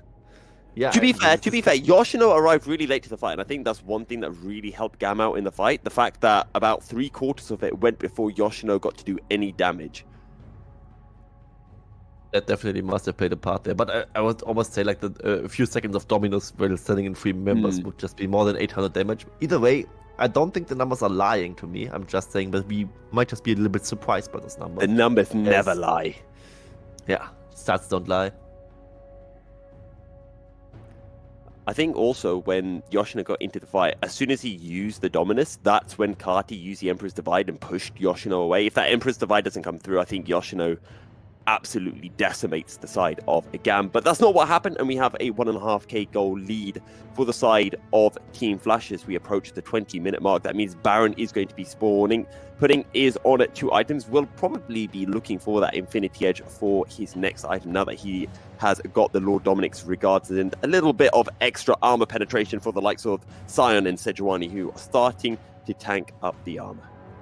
Definitely, and the Lord Dominic's regards is one of the best, if not the best, DPS item for ADCs. And even with the change light, you can now go Infinity Edge second and Navoya Quick Blade second, but you don't have to, right? You can still just go this item and just be able to shred those heavy HP sticking front lines like the Sion, like the Sejuani. So he's going, I think, Berserker's Greaves now, and then completes Infinity Edge for his 3rd item to really have this insane free item power spike as an AD carry.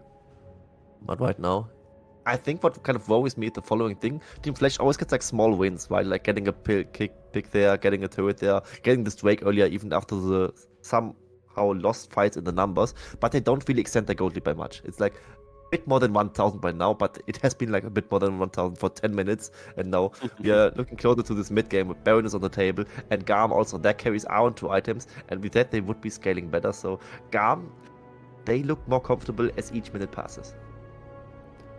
That's getting slowly but surely coming their way. Let's not forget Yoshino and Jane still a very big dredge line comes through. Levi forced to Arctic Assault defensively and out to safety as Pudding is just shoving in this mid wave.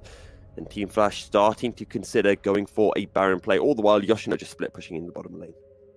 Yoshino just in game 1 going for the split push. This game on the Renekton, last game on the Fiora. This game, however, it's a bit easier to really execute, I would say, for the side of Team Flash, as Renekton can be both a menace in the split push and in the 5v5. We have seen the last fight where he was zoning the whole team. That's something that's not that unusual for him, as he just now completed his death stance, so he can easily just tanks up some more damage, and as long as Flash is getting any takedowns with him being a part of it, he will just not even go down to the bleed damage at all. So it's like one gimmick that this Renekton can really do in this mid game. But this damage item build is also something that can fall off really hard if it goes to like 4 or 5 items. Gotta say though, Team Flash don't want to go for this anyway. Like they want to either get a quick Drake soul stack win condition, or go for an early Baron for the fight over there, and then just break open the game before GAM can really fully scale towards the late game. And in the late game, I think Team Flash know that they would already have lost. And the issue for Team Flash right now is that GAM have all of their inner towers still standing and very healthy, so even if they win a fight, it's going to take a lot of effort to be able to break the base open, if they can even do that. Kiaya spotting out Sora in the river brush, who will take a dredge line out to safety, and it seems that for the side of Team Flash, they're waiting for this Infernal Drake, which I believe would be their third Drake of the game, as in the top lane, Jane able to pick up the final outer tower for Team Flash. He didn't need to do that, and right now, both mid laners are staring each other down in the top lane. No turrets there to safety, so it could just be a solo kill either way, depending on who really gets the first engage in this regard. But right now, the 4-man squads are facing each other in the mid lane, doing a little bit of an ARAM right there.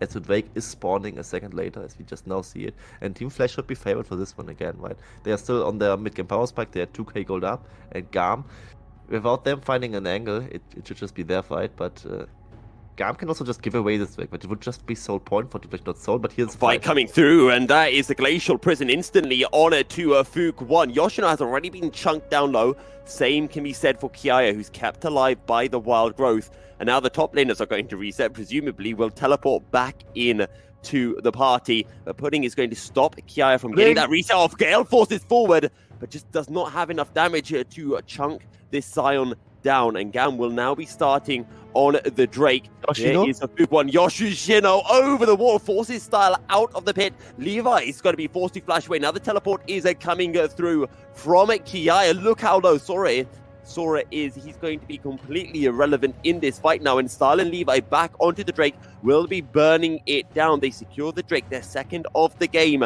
And Yoshino still looking for this flank. Explosive Cast will lock Kiaya down in place, but Yoshino just cannot find that flank angle.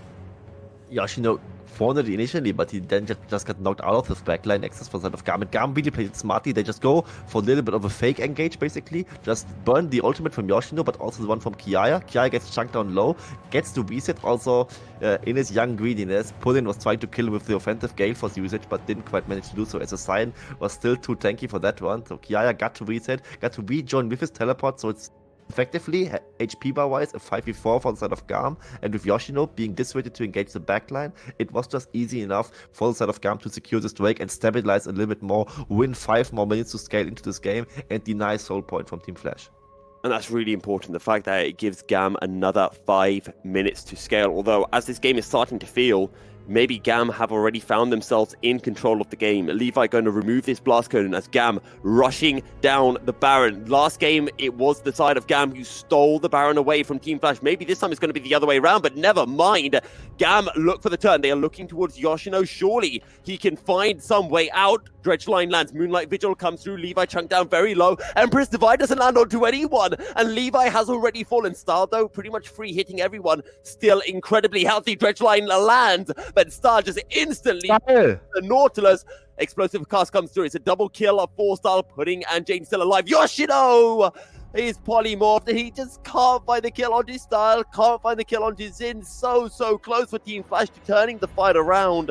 But in the end, GAM win 3 kills to 2. And Style just putting on the clinic on this area, just finding 2 kills, almost gets taken down by Yoshino. But for me, the hidden MVP of this fight was this little man. Not Kati, but the Sand Soldier from Azir. First, he kills off Yoshino before he can kill off Style, and just right now, he also killed the enemy ADC. So double kill for Sand Soldier boy on the side of GAM. And here we see the fight again. Yoshino gets forced into domino, so he just doesn't die to the 5-man squad of GAM. Then Moonlight Vigil coming out, dealing a good chunk. The Empress Divide not really hitting anyone, but what it at least does is create an awkward corridor for the side of Team Flash, where they can't really hard engage on towards GAM, which is something that they would have maybe liked to do so, as Style gets to pick up his first 2 kills. Yoshino tries to go for the Hail Mary and take down Style, but yeah, Sand Soldier is so OP. Sand Soldier just take them down, and later on, with the greedy recall being catched from Pudding, Kati can also kill him. So right now, GAM only down 500 gold, they are scaling, and now can take out the Baron. And we get a pause. Right as we reach almost the climax, it says that Fook 1 disconnected or something, so I'm guessing that's what the issue is for Team Flash. But once again, both teams are going to play their little dance around the Baron pit, and this game is getting very tense, but as you've been alluding to over the course of this game, the longer this game goes, the better it's getting for GAM. And we can see every fight is starting to look like GAM are a little bit closer. Although, with that being said, that last fight, if Yoshino doesn't get polymorphed, it could be entirely different. Yeah, Yoshino still is definitely a threat to handle, and they kind of made the problem for themselves, right? Kiaya Mm. getting solo killed not once but twice by Yoshino, and Yoshino definitely fighting those engages. Overall, I think GAM know that they have to respect him. I mean, they also play these fights like this where they basically burn every ability just to get Yoshino out. As soon as Yoshino even looks at the backline, he's already having a Sand Soldier on top of him, and Style just already clicking his dash defensively, and they kind of get to kite him out. Even in those standoffs, they just focus everything on him to get this dominance out as quick as possible. And they kind of could handle the Crocodile until now, but there's still like, even if GAM outscaled them and already maybe has outscaled them, there's like this distant fear that they just get brutalized by the Renekton. If he just finds one good engage on him, just flash auto W onto the AD carry, and maybe he gets the kill over there. But so far that hasn't happened, and Flash still has a chance to win this game. But here, as we got into the game, Yoshino's down. Yoshino Took one is, as well. I don't know if there's a Baron, but Team Flash are turning this around at the red buff, and it's going to be 2 kills going the way of Flash. Style is not part of this fight. It's a double kill for Jane, so overall it's a 2 for 2. There is no Baron, but I don't... Baron. GAM did get the Baron buff, okay. Yeah, we can see in the top right corner, there's a Baron power play counter for the side of GAM, so they actually are 2k ahead from this Baron alone, and overall stabilize the game, right? 2 for 2 is a trade I think they could live with. I think with them having the Baron and they now being in control of it, you will see the replay again, how it happened. GAM was washing on the Baron. Are they going for some flippy plays? What I wonder. Schumacher comes out, kind of just is a bit of a distraction. Yoshino can almost kill him, but not quite. At least forces out the flash from him, and he just shields himself again. This is a happy little Lulu, and here, yeah, Soa's re-engaged, not really respected. I don't know why they are still around this area on the side of GAM. This really doesn't have to happen, but I mean, at least 2 for 2. They got the Baron. At the end of the day, a win for them. It could have been more, but a win is a win. And I also just saw an item being picked up for Kiaya. Jackshow the Proton coming out. I would have expected Heartsteel, but I don't really know what the build is for Sign. You are the resident top lane expert though, Quincy. I think you can go Heartsteel. It's very, very funny because you stack infinite HP anyway, and Heartsteel just really plays into it by stacking more of those HP numbers, and it kind of synergizes with the W. But that's the thing, right? Ideally, to be as tanky as possible, having the highest effective HP, you want both HP and resistances, and he already gets HP for free anyway. So you just build a very good resistance item to have like the best of both worlds. That's why Jackshow is really good. Like super late game, Heartsteel would be better, but in a realistic scenario, like a 30-40 minute game, you would prefer the Jackshow. Okay.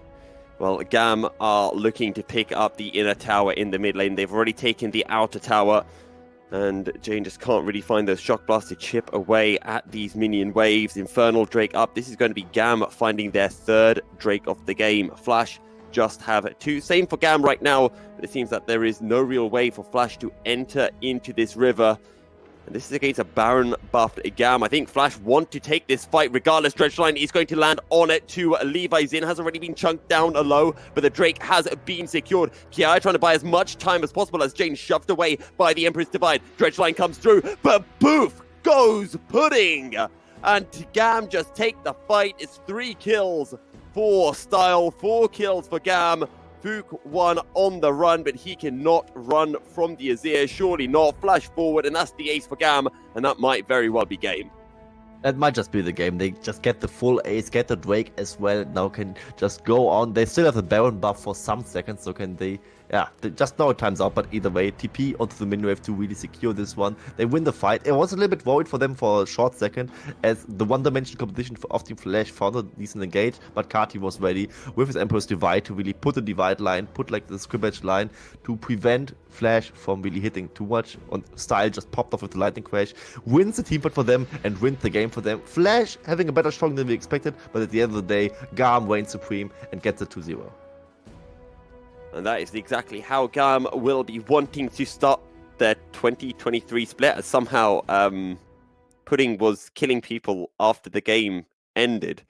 So hopefully that doesn't ruin Style's Another KDA pause, Chrono Break, remake, everything. Chrono Break, redo that fight. Something was broken. But no, a very good showing from GAM to take this 2-0 against Flash. But as you alluded to, Quincy, a very good performance, a better performance than I think a lot of people would have expected from Flash coming into this series. Yeah, I gotta say, like, despite the 2-0, like, I think Flash played better than we expected, and GAM had to knock them when they won 2-0, but I think they played worse than we expected, especially like the first game. That should have been a GAM loss, in my opinion. And the second game, Yeah. yes, it's like a promoted team, and Flash just played the competition. Kiaya doesn't need to die in the 1v1 twice. I don't think that that Kati needs to get like randomly shock blasted with his recalling. There were like some jitters, I gotta say. Gotta also say, despite them being the defending champions and being a coordinated team of veterans, it's still like the first game of the year for them. Yeah. Like you And it's need to without cut them B some as well. slack. Yes, exactly.